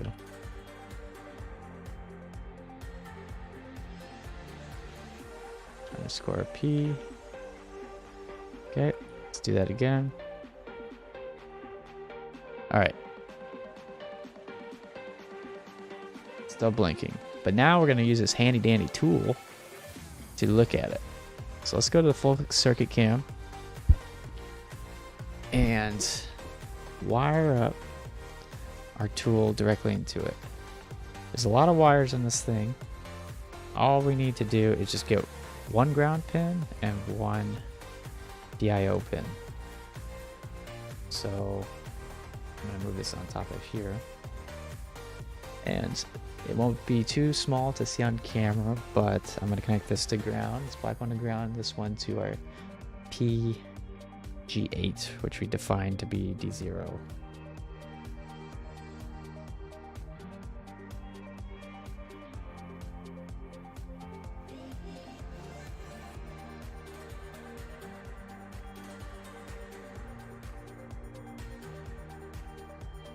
Alright, so we hooked it up. Howdy. Howdy, Gary. Howdy. Howdy, howdy. Alright. We already programmed it. So now what we're going to do is open up our waveform and put a scope. No, do I want a scope? No, we want a logic analyzer. We'll put a logic analyzer on it. On signal DIO 0. And we're just gonna make this shift. So when data comes in, it's just gonna move to the left, to the right, and hit scan. And it turned off. We're gonna zoom out a little bit. Oh, that's too much. That's too much. Let's do, hold on. 10 seconds per division? No. We want 1 second per division. Okay, so we set this thing to be 2. Hey, Phil. Nice emotes. Alright. So each of these dotted lines is 1 second. We're going to come in here with our tool to measure. And, okay. I don't love what I'm seeing. I'm going to be honest. 1.985. 1.983. I would have expected this thing to be on the dot, 1.99. Not 1.985. That's a little bit slow and not real time, if you ask me. You're talking about 15 milliseconds of error. It's kind of a lot. It's kind of a lot. Wonder what happens if we get rid of the setting of the LED. So in the code, the LED is going to turn off. Okay, the LED is going to turn off or stay on, either one. Okay, we kept it on. We're going to scan again. Boxes are defeated. Purpose always fleeting. I pose questions to the ceiling like an answer. 1.85 again. Okay, so that's just consistently being 185. I wonder if we increase the embassy time tick rate, if we'll get better performance. So I'm going to go back into my dev scene and I'm going to make it where we call the TX, there's time dash hertz. I'll double check this in a second, but 1, 2, 3, 1, 2, 3. You basically want to run it really quick.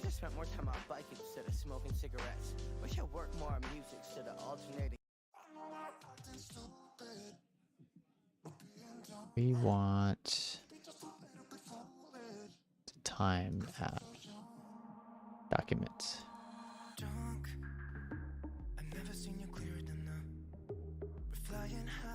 It's a tick. Yeah, it's tick. That's what we want. Tick rate. Tick rate. Where you at?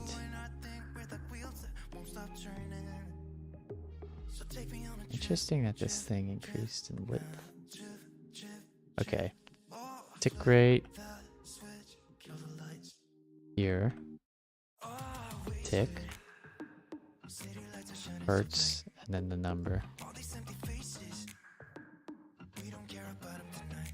Okay, that looks right.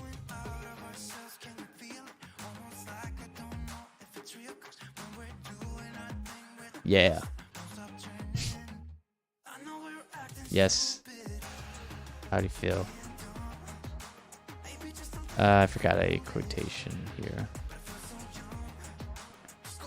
Let's run this again. And we'll go back to our waveform.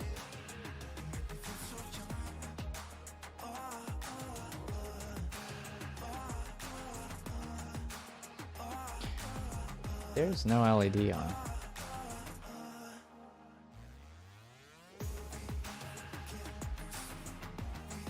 This is no longer working. When I changed that, that did not work. Wonder what happens if I change this to 1 million, 1 megahertz.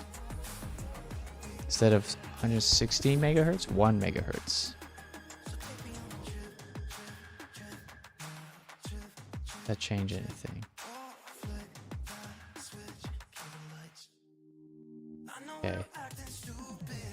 Alright, 2 things. First thing, you need to have a sample rate slower than your actual clock frequency.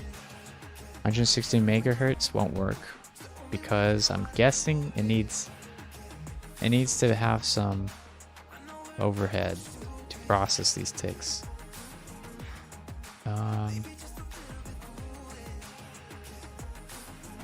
Where? Yeah, here we are. That's what it says.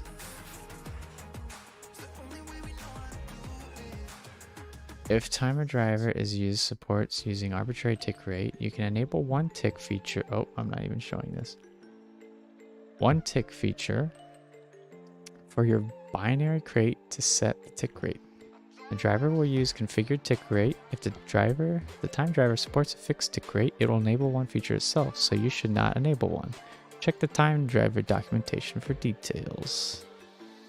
The ticker.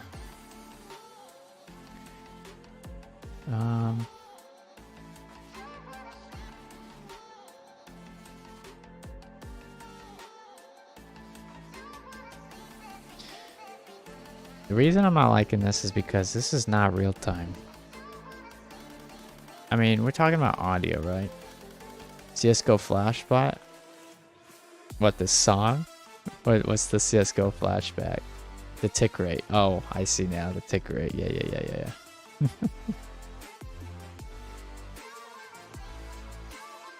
Let's see.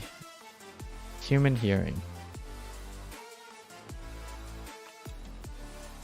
Hearing range. Human, about 19 kilohertz. Okay, so if we go to calculator,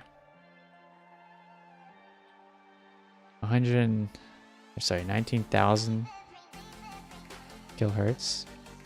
That's like the most possible best case scenario.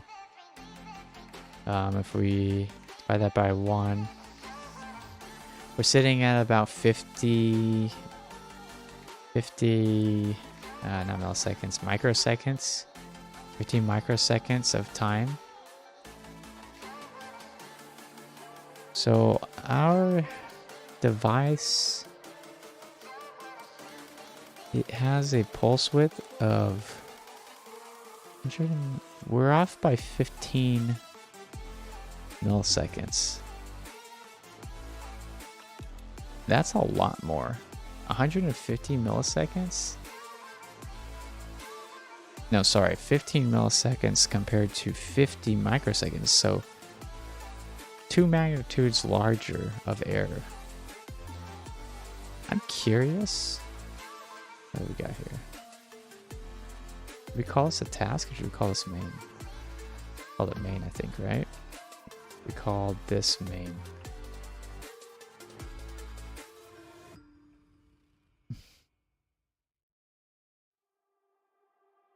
My goal is to make this more common or more accurate. So I wonder if actually, let's go into here. Is there a different option I have for weight? Pole is some kind of field.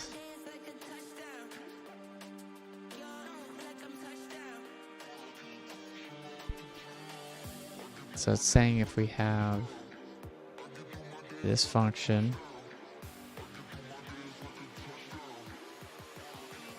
this function calls itself after X amount of seconds. From seconds converts seconds into this duration thing, which is just ticks. So it converts seconds into ticks. I would imagine if I use millis, it wouldn't be much different.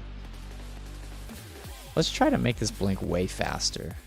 Maybe 2 is too long.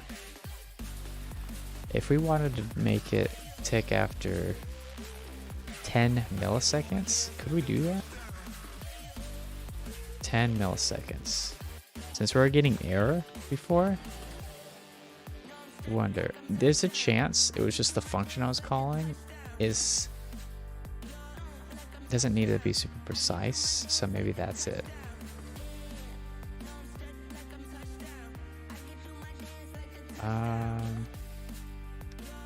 Yeah.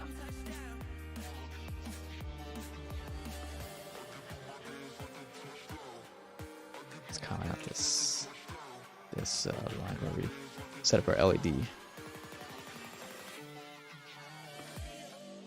Okay. Gonna run this again. You can see it's going way fast. I'm gonna zoom in a little bit. Zoom in a little bit more. Okay.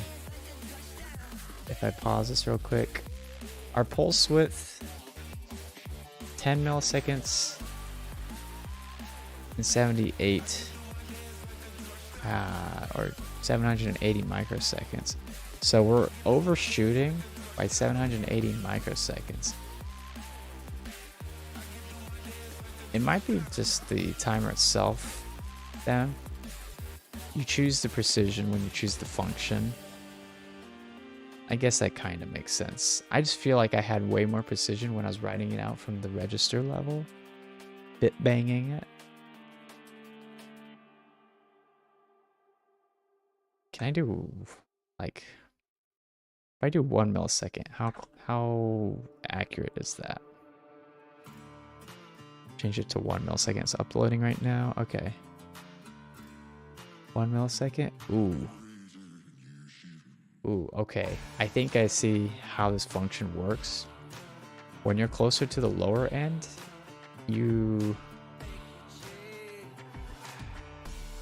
it doesn't get super close to it because it's having some kind of overhead to send that. Oh, that's it. It's these debugging functions. Of course that's gonna slow it down. Watch this. Okay, I removed my hello, which weren't even working to begin with. This should increase the accuracy. Okay, that did nothing. I don't have a clue. I do not have a clue why that is so not performant.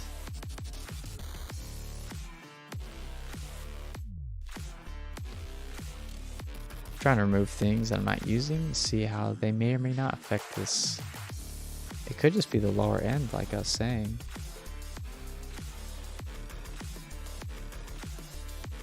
I guess I could see what this sampling rate is at. So I can sample up to 100 megahertz. Good to know.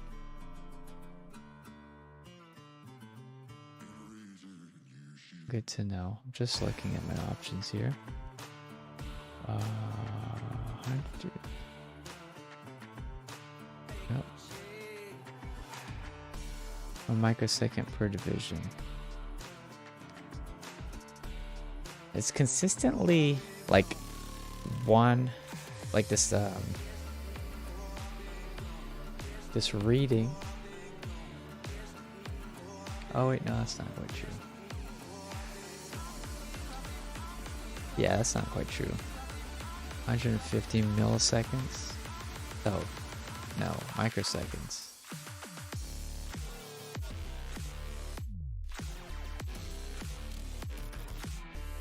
Earlier when we called this function, we were getting it where it was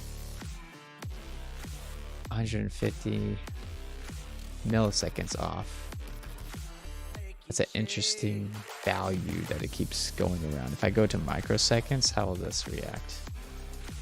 1 microsecond. I don't even think I can sample that. Actually, no, I should be able to.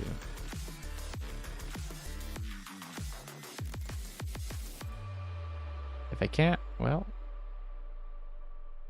it'll be interesting. 1 millisecond delay. The micros became slower. I think it's too fast for my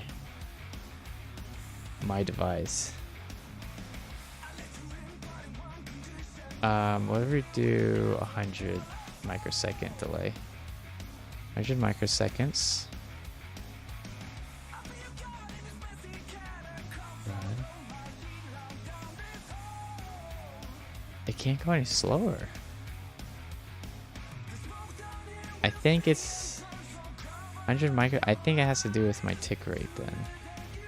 If I go to, oops, 100 microseconds calculator. 100 microseconds. Or sorry, megahertz. 100 megahertz is equivalent to 1 microsecond. No, yeah, 1 microsecond. So my tick rate's definitely fast enough to handle a faster rate. But yet it can't go there. Maybe it's the pin. Maybe we need to try a different pin that's not a low power pin. Let's do D6, which is PE9. That could be it.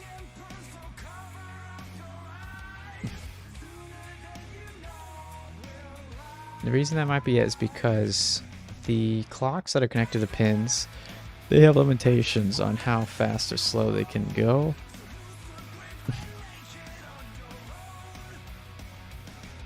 Actually, I think it's this. I define the speed of how fast this thing can turn on and off.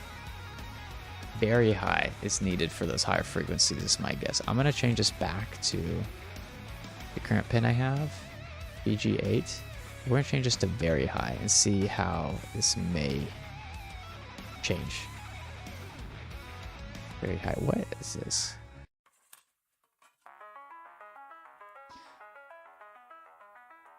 Okay, microseconds 100. So watch the waveform. Currently, 1 millisecond is our range.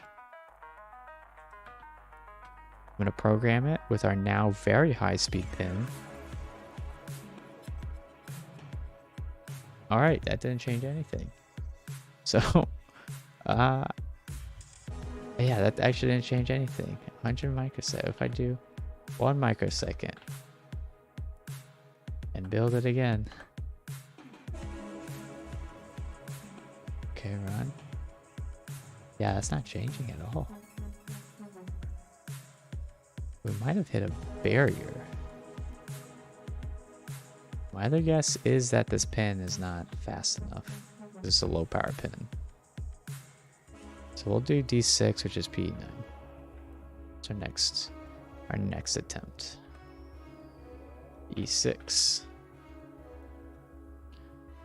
Okay.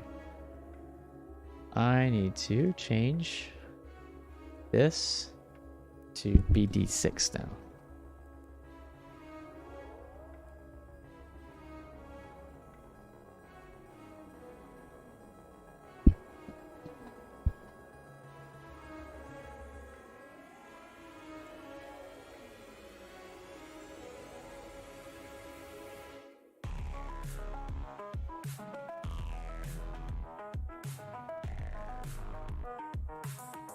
Interesting, we're getting nothing.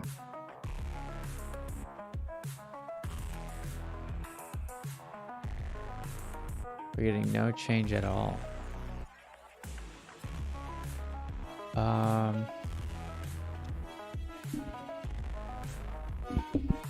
Why might that be?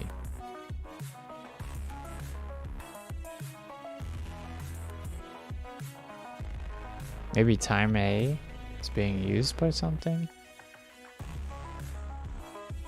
Time A. Since we did let our tick rate be configured to be any timer. But I feel like Rust should have told us we can't do that. But then again, this framework might not be set up that way. Let's instead utilize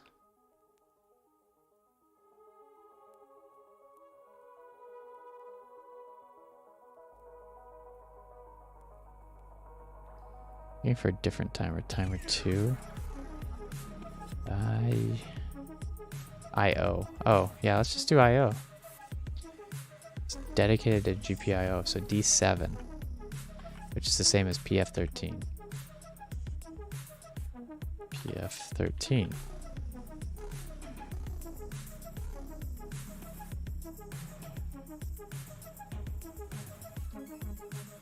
D7 is one above the one we're connected to right now.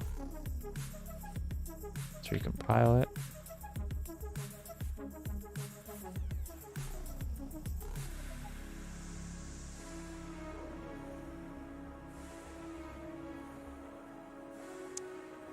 Nothing. Hit run. Don't get anything.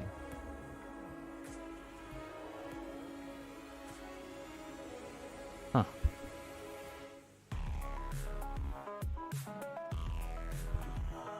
Maybe this micro's function is not what we think it is. Since there's a convenient wrapper for calling timer after operation from micros.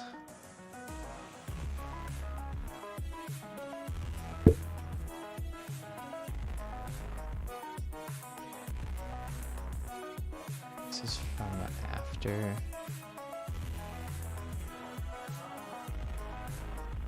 Function. Instant. An instant in time based on the MCU's clock. Now plus duration expires at now plus duration. Duration was passed in from a function.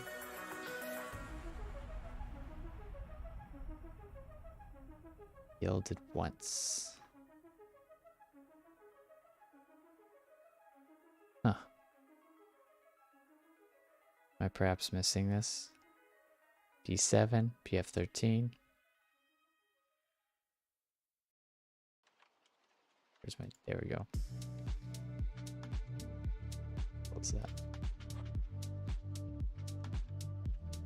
PF13. Test pin. Yep.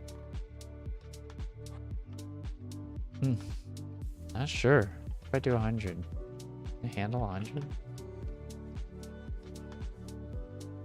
Because if it can't handle 100, or if it can't handle something that we've used before, oh, what's this? Could not clear all hardware breakpoints.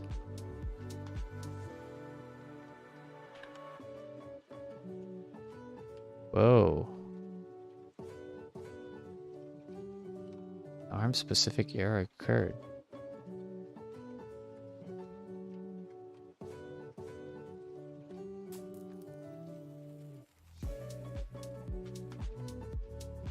That's a new thing. That's a new development to this. Did our chip change?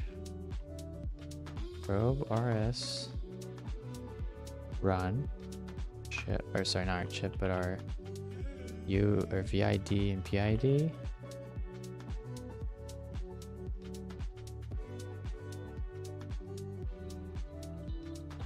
Well, that's odd.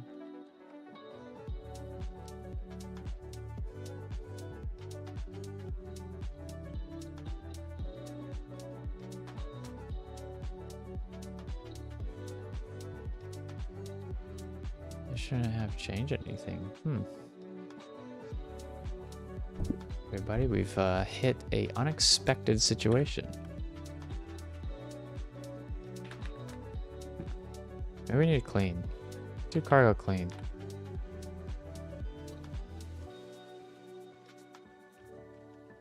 Go run.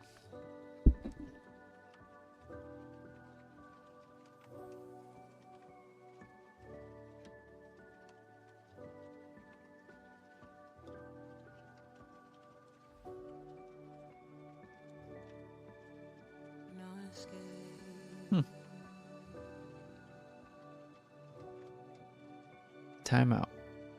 Connecting.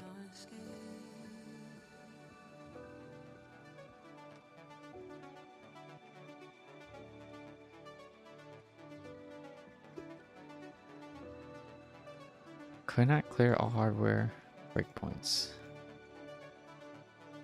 So we connected to it. Is there something that it... Okay, maybe it's that function. It doesn't like that function, perhaps?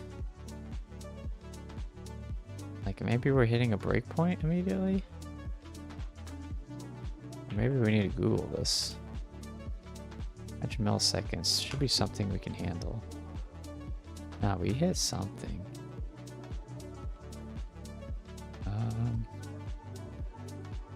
Probe RS session. So we go to Google, we copied that error. Go to Google. Here. We search for this. Could not clear.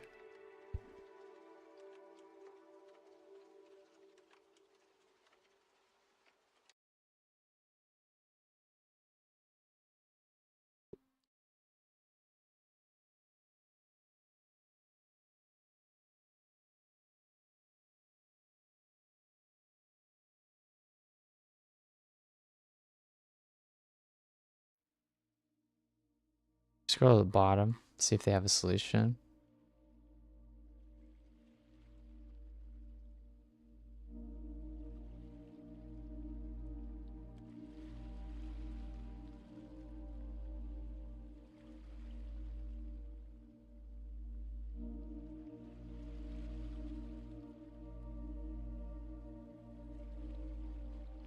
Oof, that is cringe.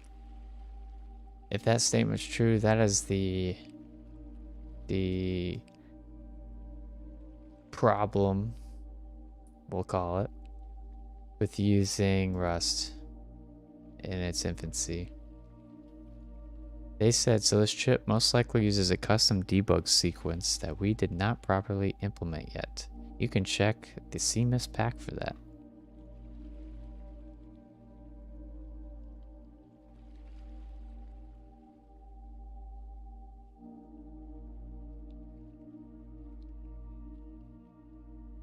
See if there's any other stuff.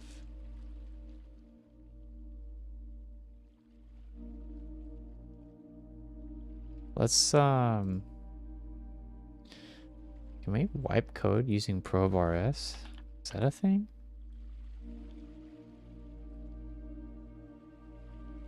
They don't like us using probe RS run directly.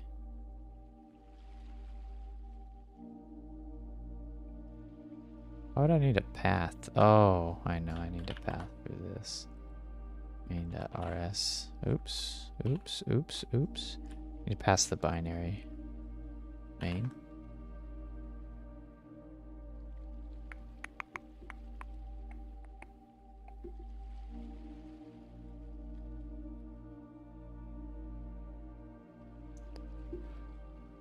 Oh. Well, one way we could do it is see if we can connect to it through STM's programmer app. Make sure we didn't break it that way.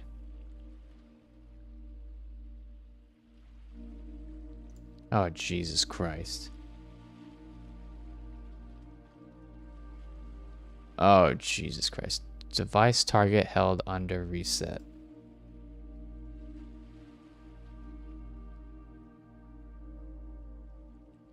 Someone was shorting. That's what that means. The pin that I had was shorting.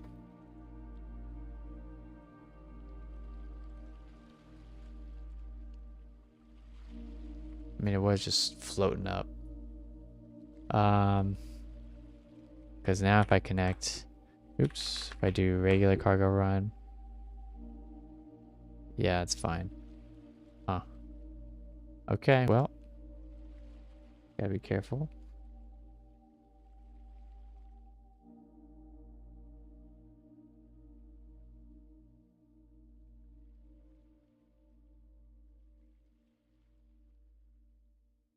Can't do it like this right now.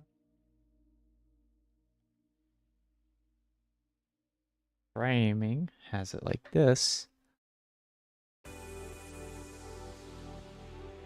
That way we can reach.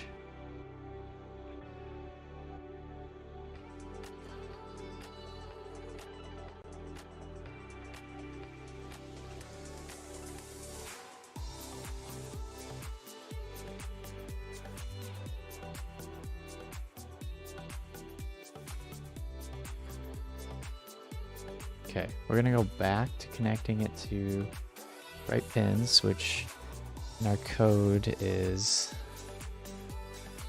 EF13, which I believe is 7. E7.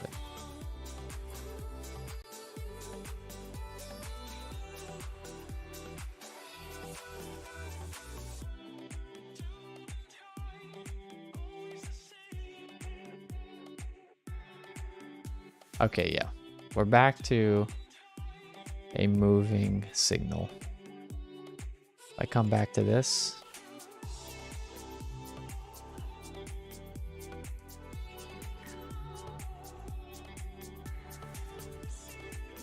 Ooh.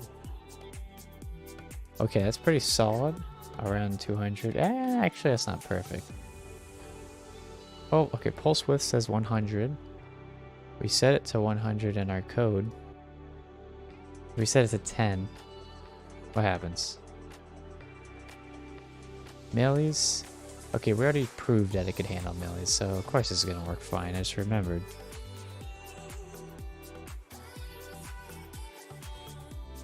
Run. Okay, if we do that, what if we stop the debugger? Does that get any better? It gets slightly better. So having it held by the debugger, that's kind of the same actually. 10, 11. Okay, we're gonna go to micros. We're gonna do 100 micros. Maybe even 500 micros.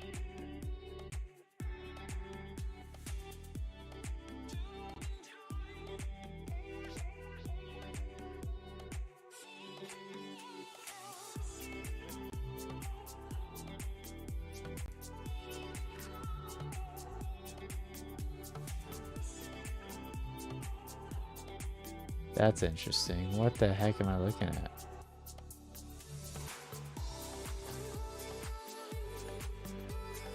Something's happening. Every now and then it has a pulse width of 130. I think we're breaking its... We're definitely trying to make it run faster than it can handle. So let's try ticking at 10 hertz or 10 kilohertz.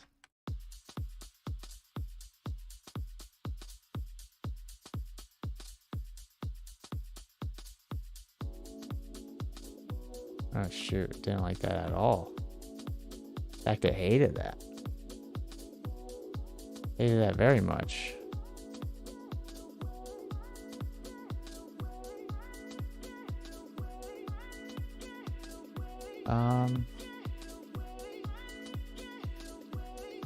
What if we look at our list again of tick rates?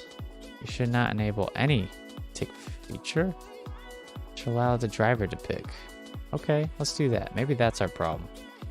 Maybe we shouldn't be letting it pick. I thought we did that though, didn't we?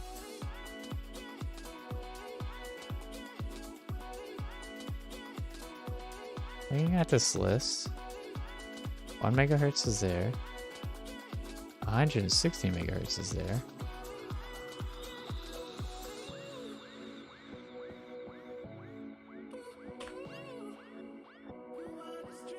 Should just work.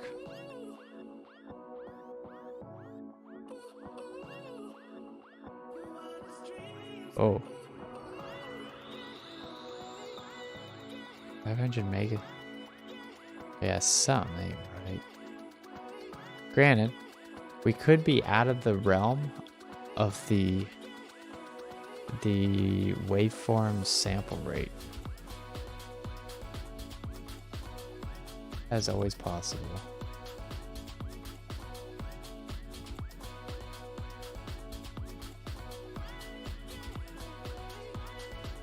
I don't actually, I need to look at the data sheet for this tool to see what it is capable of sampling at.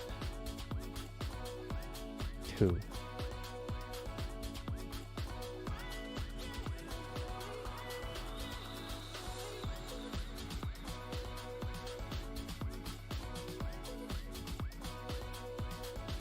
Digital source, pulse, protocol, no protocol.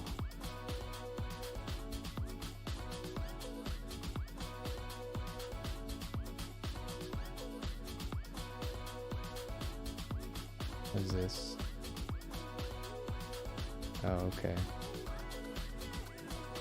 Noise drop on update. Fastest.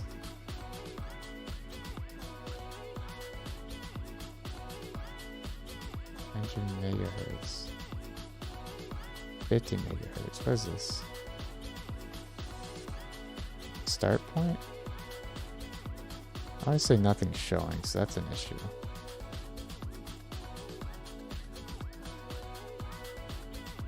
Didn't like us using that. Going back to millions, is that going to change anything? Oh, wait.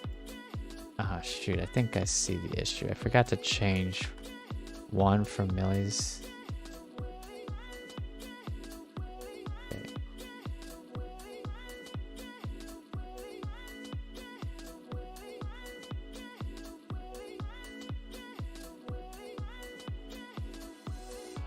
Yeah, 500 milliseconds.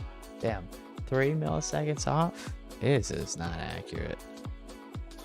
I'm sorry, that is not accurate. I feel like I was way closer when I had my C code on there.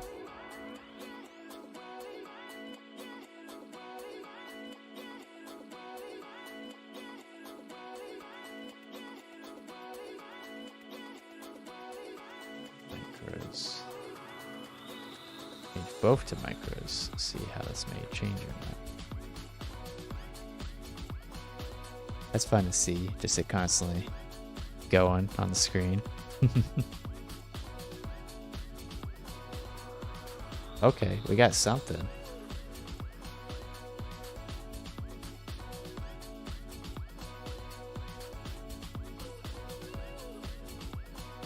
Ooh. Yeah, look at that.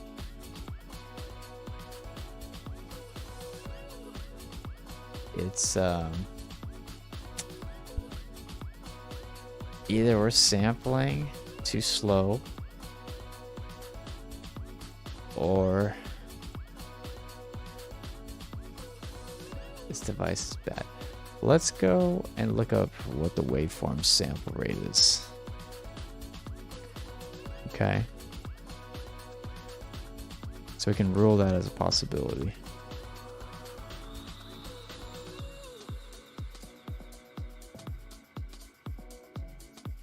Let's go send under capture. We're gonna go to.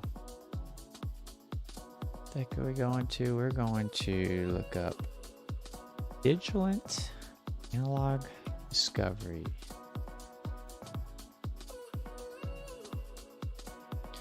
And we're gonna go to the features. Operates at 100 millisamples per second. Well, 100 millisamples per second means that 100 million times we take some data in. We do some math.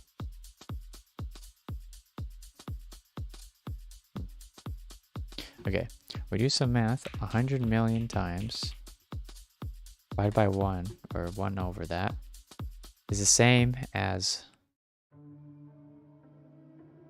10 nanoseconds.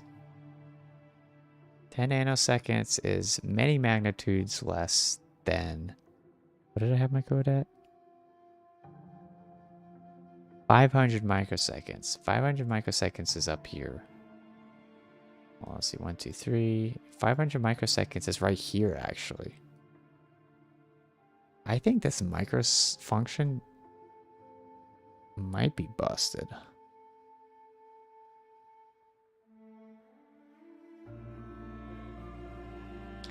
I don't know about y'all, but that does not seem right. This very high didn't really help our case, which surprised me. Maybe we need to look at what other features we can put to a pin. I wonder if we can set these other settings.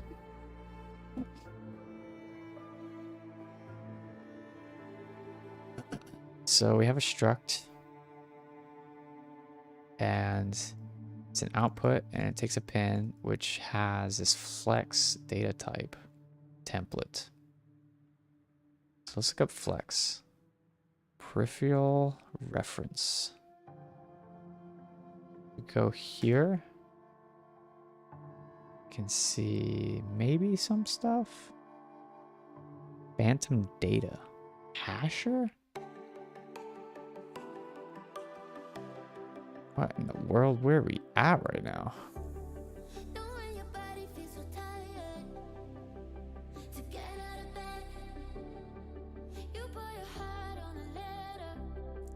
That was flex. Flexible pin. This pin can either be disconnected input or output pin or both. The level register bit will remain set while not in output mode, so the pin's level will be remembered when it is not in output mode. Okay, peripheral reference. Any pin maybe? Maybe that's just a value. Any pin. Unsafely create any pin from a pin or port number. There's just a value. Get the GPIO register block for this pin. Unstable pack. Import. Peripheral reference. An exclusive reference to peripheral. This is functionally the same as a @immutator, a mutated T. There's a few advantages in having a dedicated struct instead. Memory efficiency. Peripheral singletons are typically either zero sized or very small. However, the reference, or was it the borrow checker? The borrowed mutator T is always 4 bytes for the 32-bit targets, even if T is zero sized. Peripheral ref shares a copy of T instead of the same size. Code size efficiency. If the user uses the same driver with both SPI4 and a borrowed SPI4, the driver code would be monomorphized 2 times. With peripheral ref, the driver is generic over a lifetime only.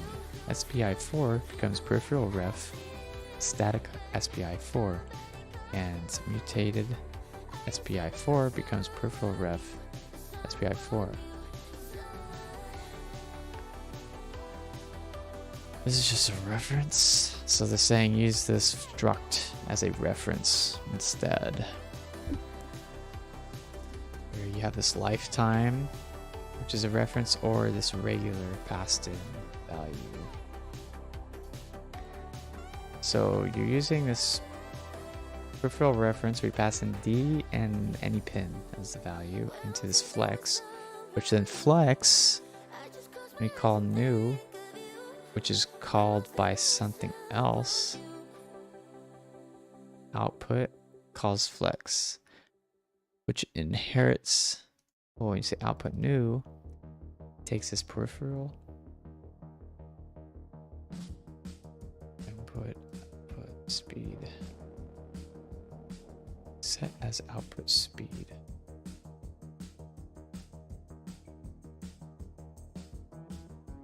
Critical section. Put the pin in output mode. The pin level will be whatever was set before. If you want it to begin at a specific level, call set high, set low to on the pin first. So in this critical section, they are saying read GPIO Bring GPIO, block GPIO, so it can't be grabbed by anything else. You're basically sticking it in this critical section without any interrupting or context switching happening. N is a use size, pointer sized unsigned integer type. Size of this primitive is how many bytes it takes to reference any location in memory. Okay, how many bytes? How big is this pin, basically? Configure V1, V2. I guess you get to choose which one you want to use. Pull up, modify, floating, push pull, or output. Oh, but if you don't do, I mean, these are all O-type, modify O-type or R O-type or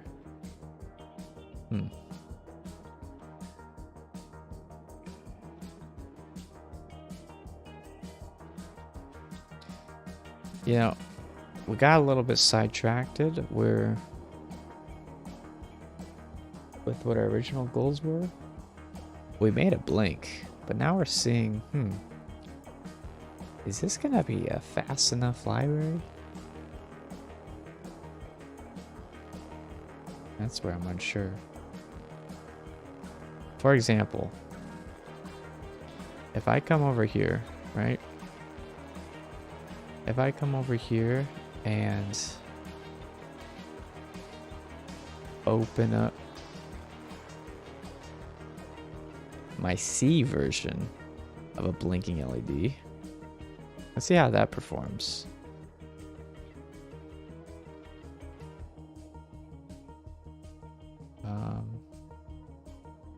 It would be in my BSP for STM.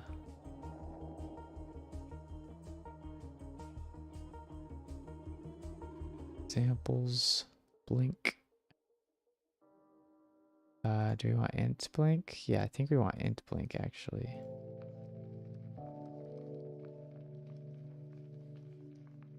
Well, if we do int blink, hold on.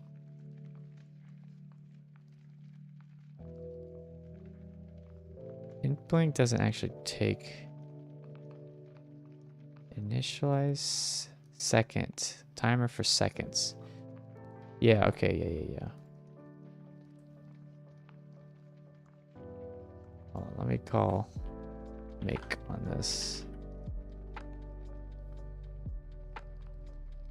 This is what I did in my Seek project. I made a make file that lets me make examples. I think I gotta remember int blink. So I think I do make program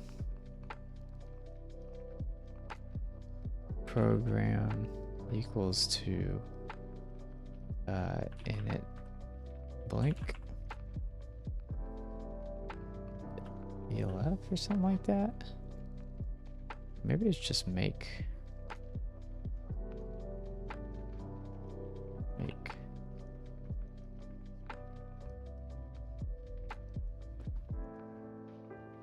Oh, I'm looking at too deep of a make file. We need to be the top level. Make examples, nothing to do for examples. Make clean. Make cleaner. Make int blink.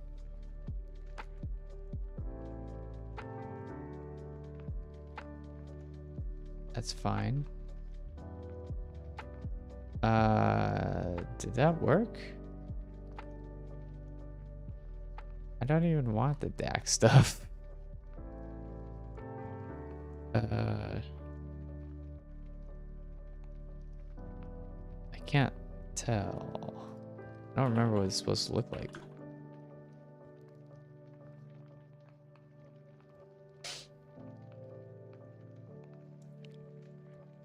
We run make.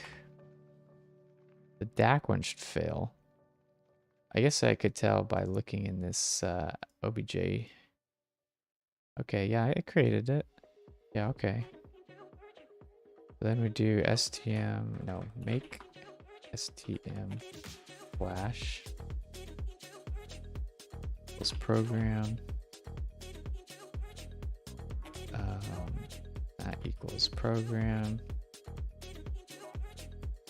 equals int blink.elf.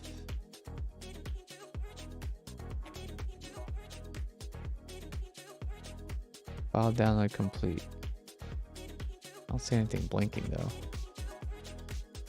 Is it really complete?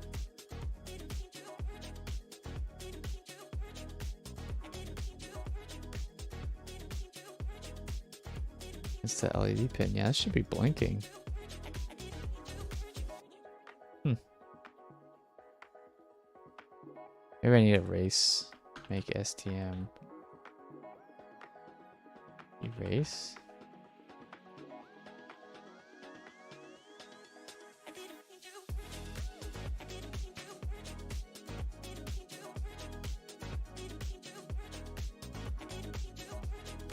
Yeah, I'm not sure.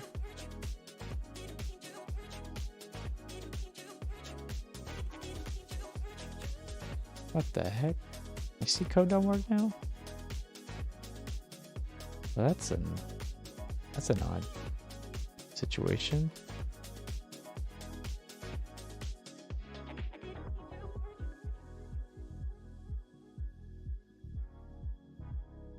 See if we can manually program it here.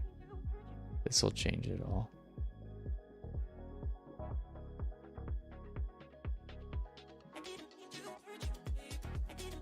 Start programming.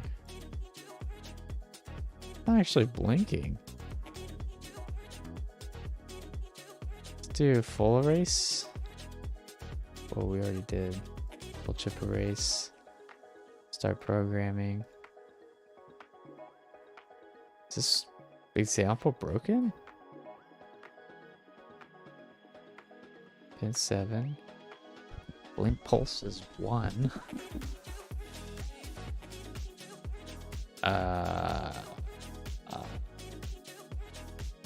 Okay. What about our regular blink?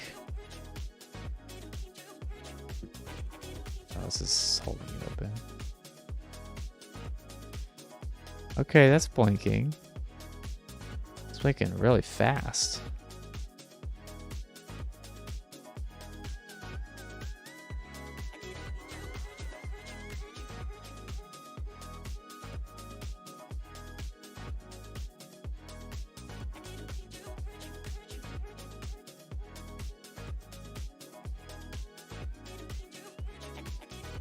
Sort.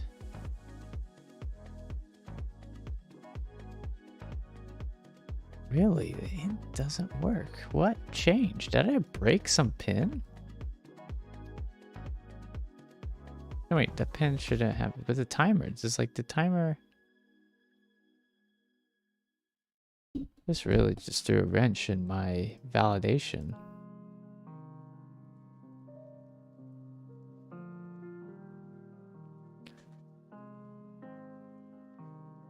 Blink flag. If blink flag is 0, don't enter this. If it's 1, enter this. Blink flag is initialized as 0 up here.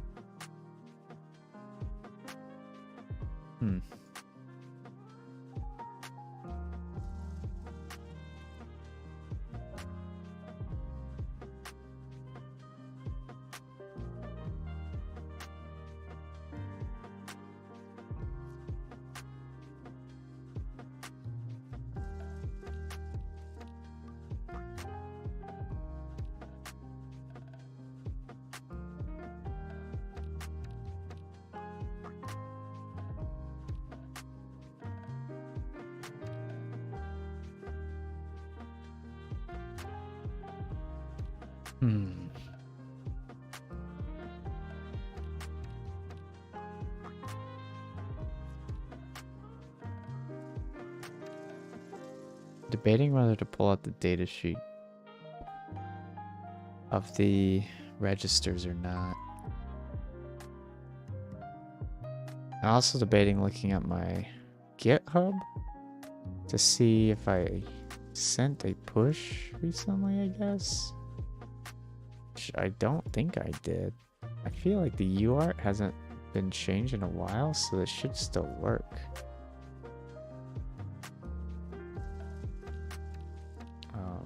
STM32 BSP.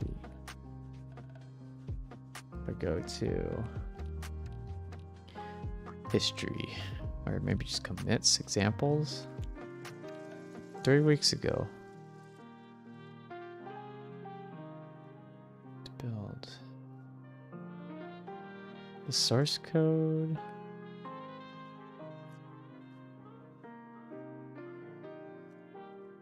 Blame, I guess. Oh, it's just an ad.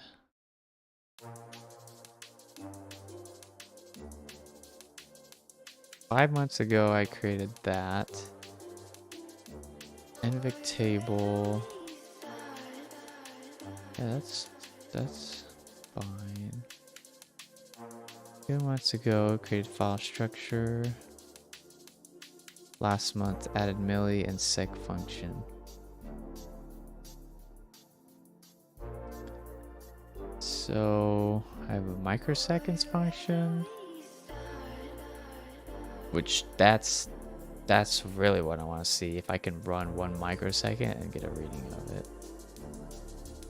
But I just want this to work, actually. Int milliseconds. Maybe I'm not calling the right function. Int seconds.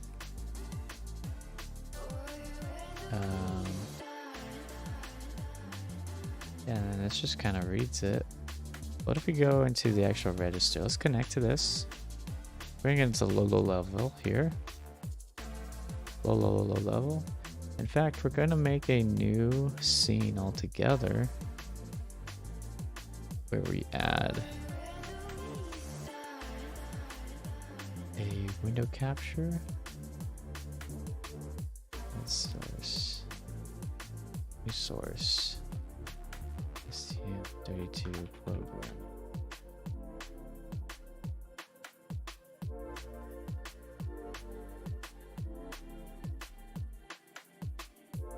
And let's do this.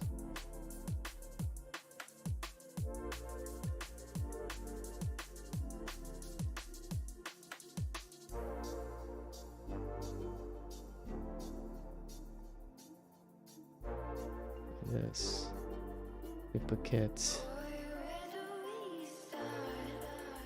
STM programmer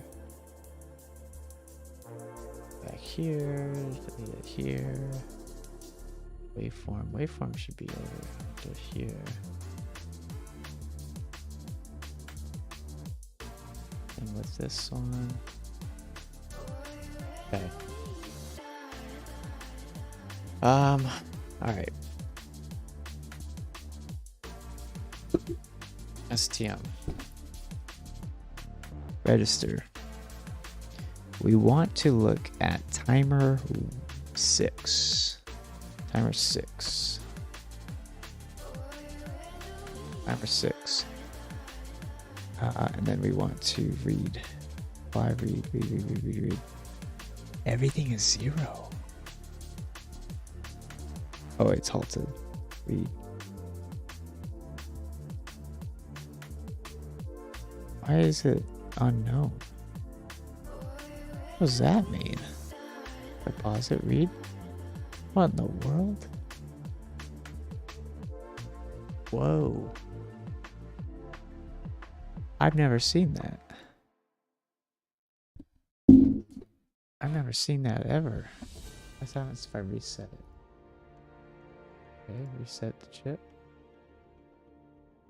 What about like GPIO? The GPIO should still exist, right? We're in C. Okay, so mode 7, PC 7. So I got up settings. It's set to 0 right now, which makes sense. The light's off.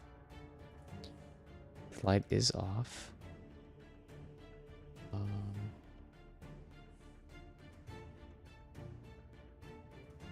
wonder if it has to do with the BSP.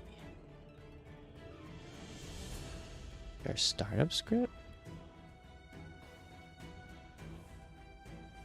Oh wow, this is fitting music to make it very, very much of an exploration. Trying to find this solution.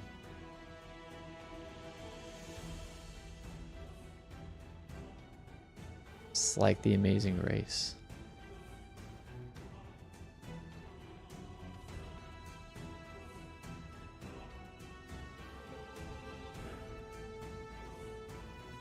Huh.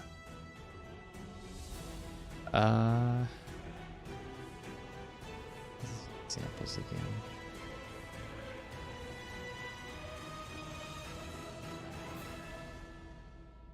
Timer.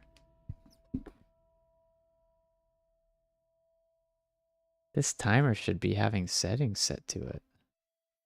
To me, that seems like a huge red flag. That timer 5, timer 4, timer 5, timer 6, timer 7, timer 8. I feel like that means that these are protected by something.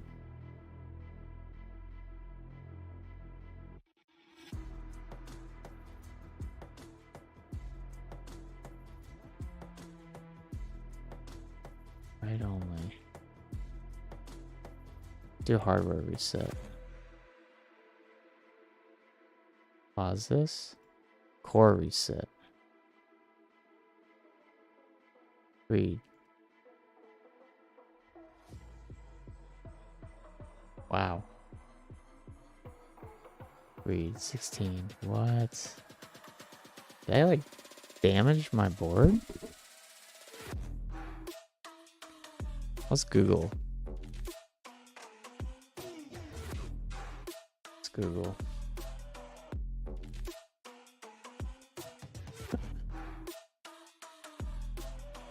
STM 32 programmer registers blank.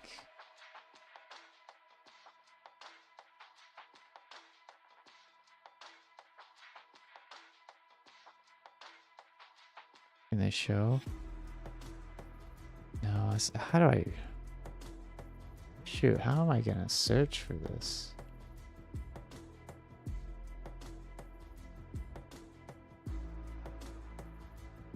Disconnect and reconnect, maybe?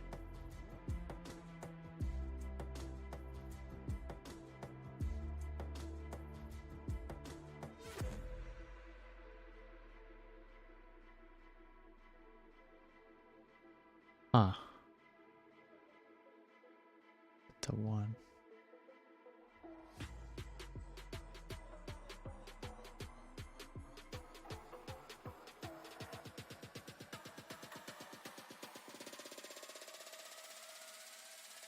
Not that waveform. STM programmer.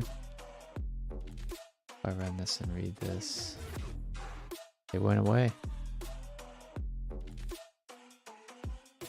That to me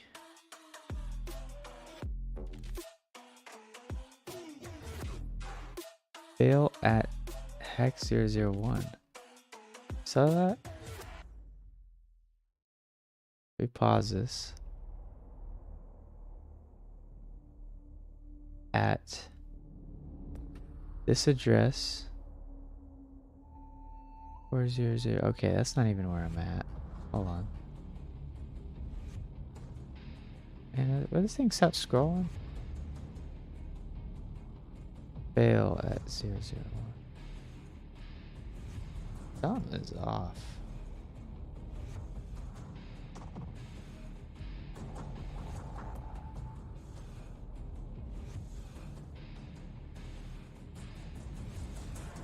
Weird.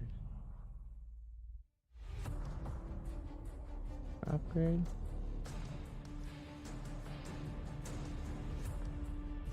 I mean, you're trying to upgrade it. It's not really that important.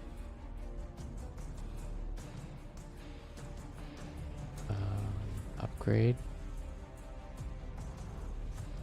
Seems to be a difference of upgrade for the ST-Link. But that should be fine. I mean, come on. It's a fundamental feature. ST is updated. We're connecting to it.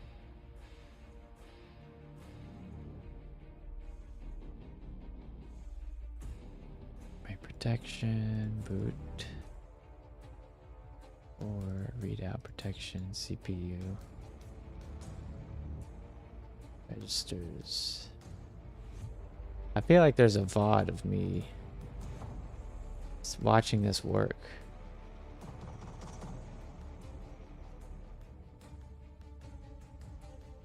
Fail at 0001. We're gonna change the music. Again, not sure what these musics are sometimes. These songs sometimes just are random background intense music.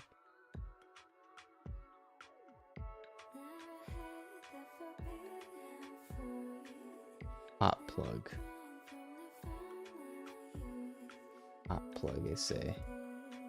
Okay. Could not do hot plug, I guess. Or maybe I just couldn't read.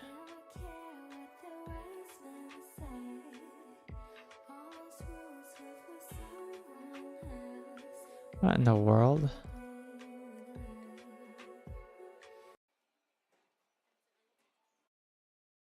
What? Music's coming from something else. Oh, I think I know.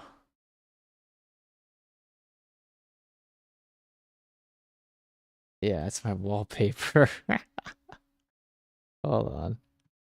My wallpaper's making music. I was like, what the heck? Why does it sound like I'm at the beach?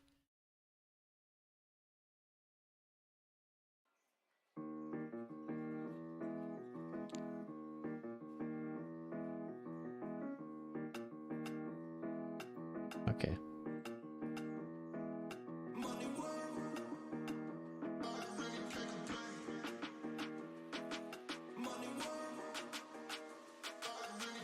Reset? Core reset? I guess I've been doing that.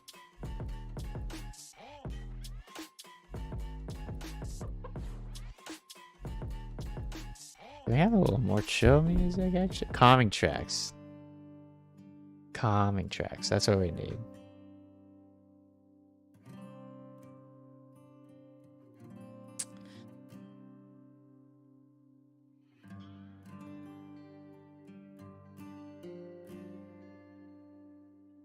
Sounds like Red Dead music, but that's fine.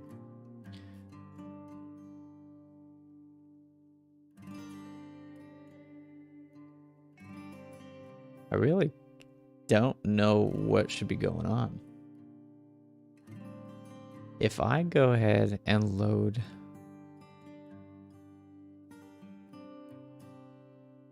my other code, like let's say I run. Okay, first let's do this. Disconnect.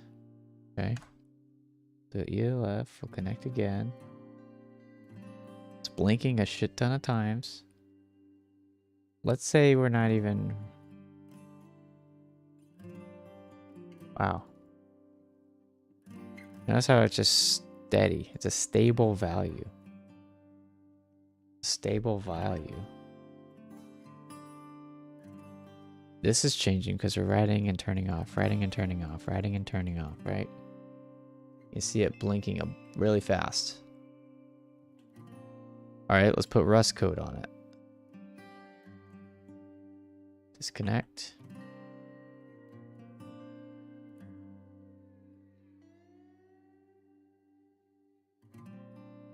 Rust code.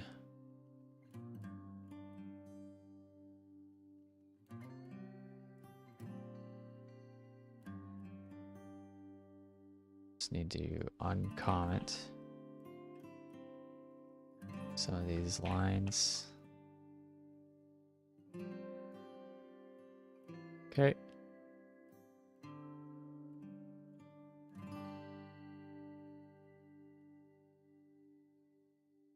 Connect. Oops, cancel this. Connect. Registers. Read. Changing. Around 1 hertz. Okay. Yeah, around 1 hertz, it's changing. 8 to 0, 8 to 0, 8 to 0.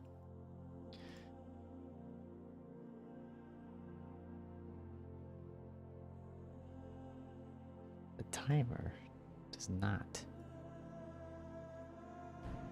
Go to timer 6. Does it change it on here? Times 6. Oops. Times 6. Read it a bunch. Yeah, that stays off. We go to timer 1. I'm curious if we're using any of the timers. I feel like we should be if we're doing timer after millis. Timer 1? Oh, should be another timer that's not low power. Yeah, here we go. Nope, nothing there. Timer 2.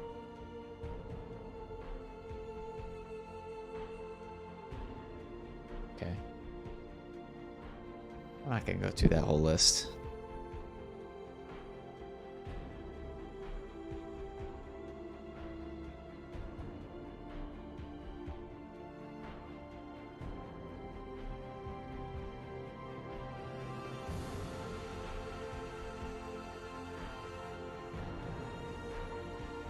I feel like this is where I would say something profound, but I really don't. I don't have anything to say other than this ad right now. This is during an ad break.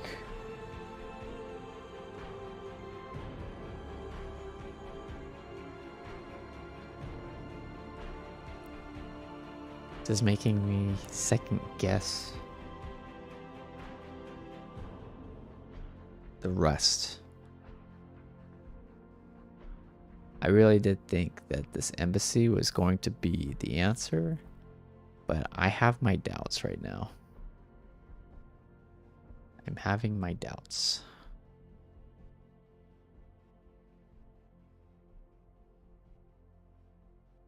I'm not sure if this is a solution.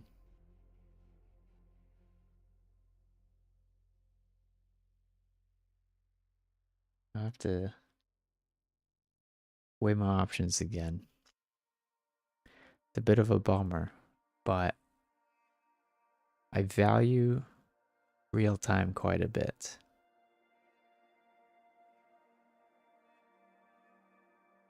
And I think this means that I need to contribute to this open source project that has the register layouts of this chip. Let's see if I can find any articles talking about the real time of this. Rust Embassy. Let's see. I'm critical. Yeah, I mean, let's see. Embassy accuracy. Time accuracy. What about this delay? Delay. In a best effort way, meaning that the CPU will block for at least the amount provided, but the accuracy can be affected by many factors, including interrupt usage. Make sure to use a suitable tick rate for your use case. The tick rate is defined by the currently active driver.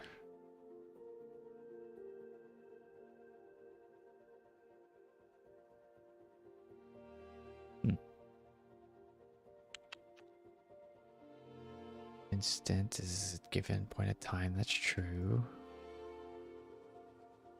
This is true. Generic queue.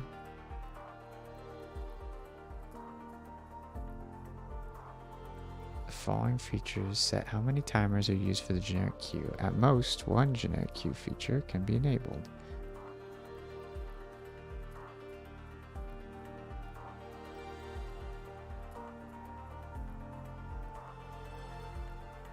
At an instant in time. It's asynchronous stream.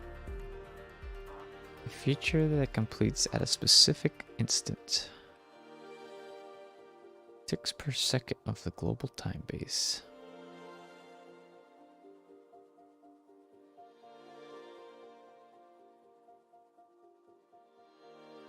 I'm just disappointed that my timer thing don't work. Like, how do I validate that something else isn't going to break? What if I use a different timer? Yeah, actually, let me do that. If I use timer 7, let's say, with our C code, instead of 6, we use timer 7. So we come into here and we just change this to be 7. And these to be 7.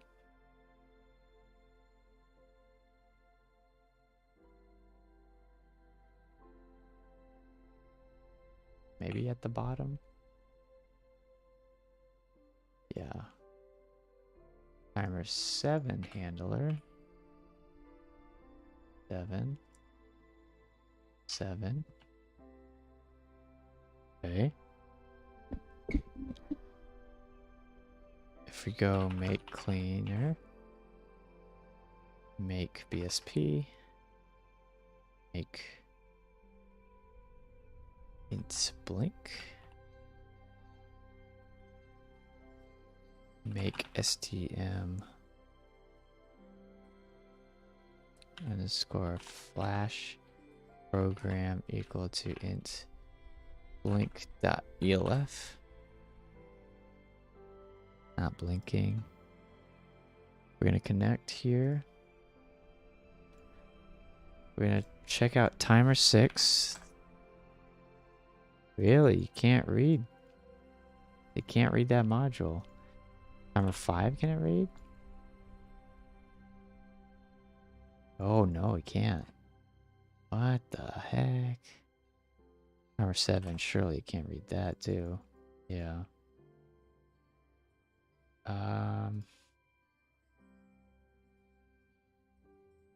Let's look up the exact program.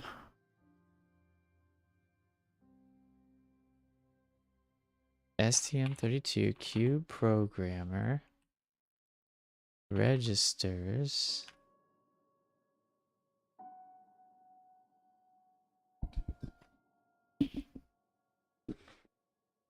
just an update for this program. I doubt it though. External loaders. Fault analyzer. Start analysis. Divide by 0 usage fault.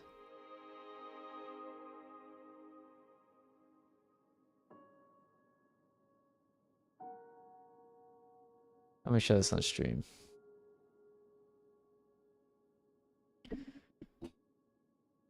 We have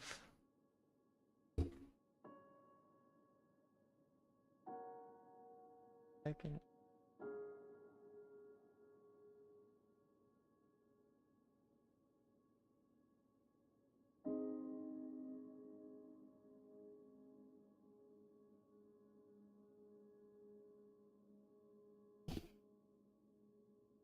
I use this tool to try and find what kind of register faults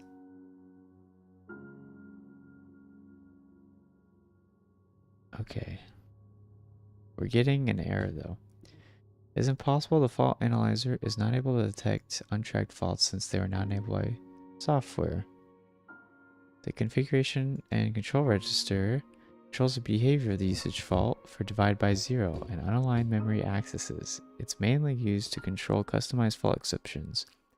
The following bits of the CCR register control the behavior of the usage fault. Okay, this is just help. Start analysis. No hard fault detected. Okay, so nothing is tripping up.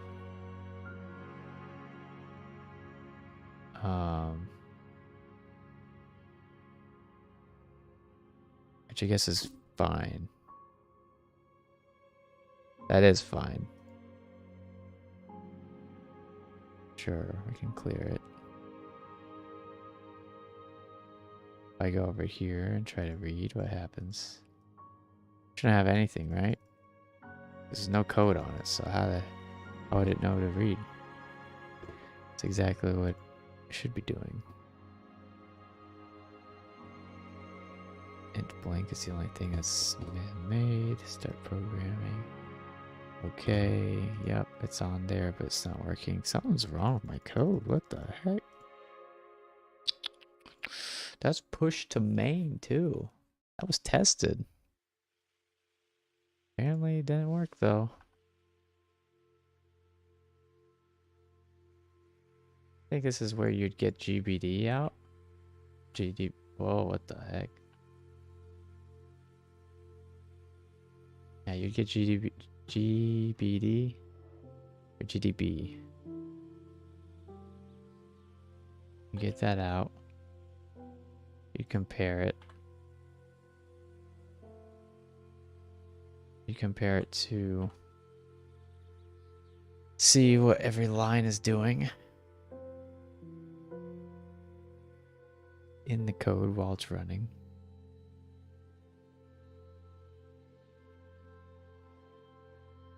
Guessing I don't remember the commands. If I try to do this from scratch, will I remember it?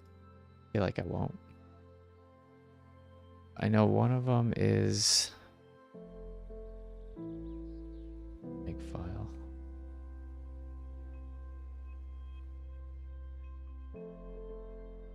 That's too low in. We need one layer out.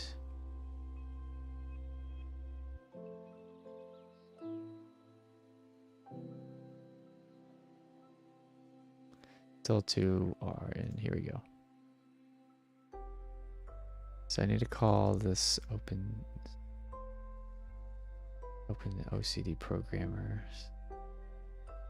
Open OCD -f interface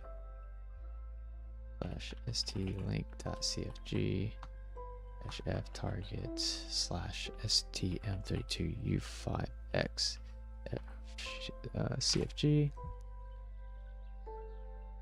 Okay, so let's see on port. Now we need to connect to that port through GDB, ARM GDB, and so we then pass in int. Oh shit, where are we at? We're in develop. We need to change our repo or folder. Develop. Oh, we're already in developable.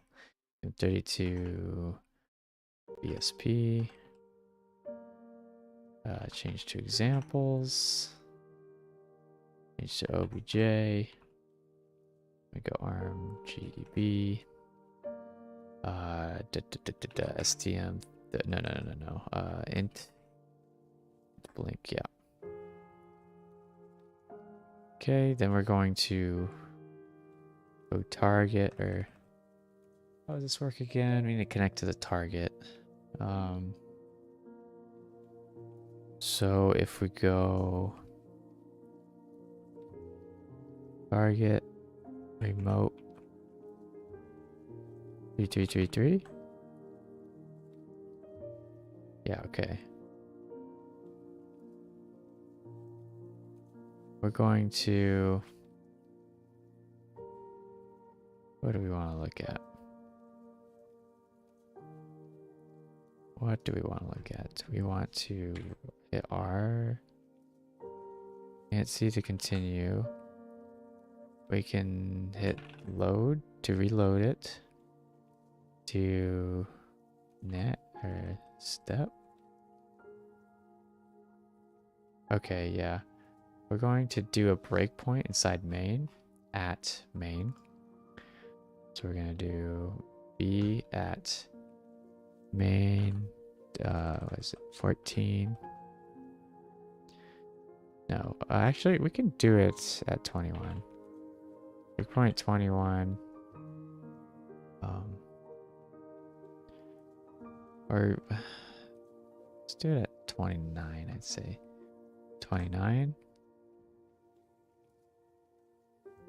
Okay, let's do breakpoint at 29 main.c. Unexpected colon. Okay, let's do main.c 29. Line 16. Yes, that's kind of quite what I wanted. I wanted 29. Line 32. Okay, sure. To continue. To continue.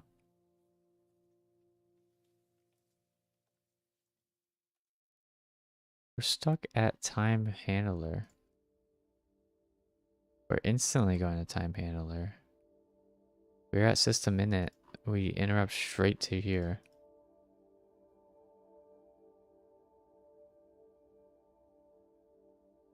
Oh wait, no, we're actually going through it. If blink flag.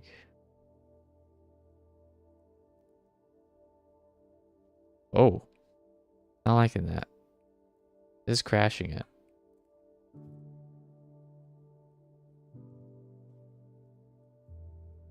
Or maybe not. Maybe it's not. Next. GPIO toggle output. Next. Oh. Crap. Continue.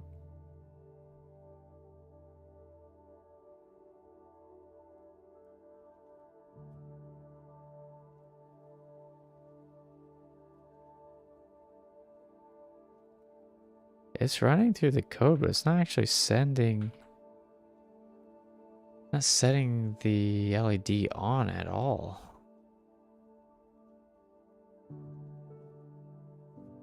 That to me is a little bit wacky.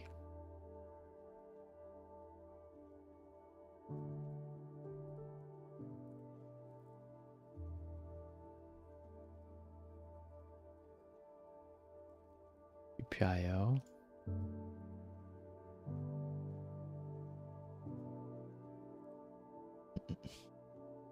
In mode.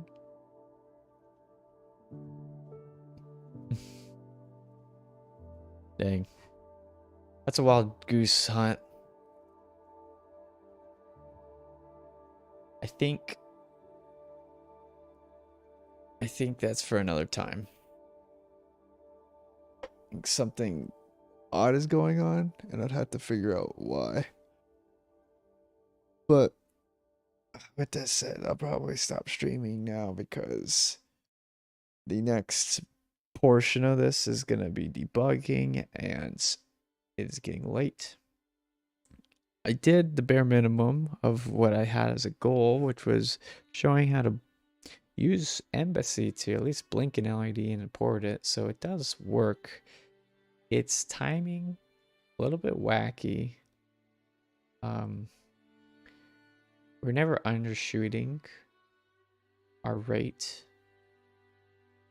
but I don't like how delayed it was. These microcontrollers shouldn't be that off. Like tens of milliseconds off. That's pretty bad. That's pretty bad for how expensive the chip is. And I'm pretty certain in the past I've seen it perform better. So I don't know if Rust is all that. I don't know if Embassy Rust is all that, maybe. I mean, maybe it's just the delay. Maybe the delay's bad. Maybe if I did an interrupt-based one, we'd be doing better. So maybe that's what I'll do next time, is I'll try to see how the interrupt one behaves. If that one's better at matching the time, then I'll have more faith in Rust Embassy. But I will say I'm not impressed. I'm not impressed. What can you do?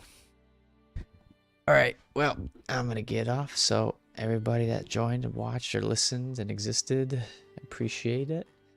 And I will see y'all later. Hopefully next Tuesday at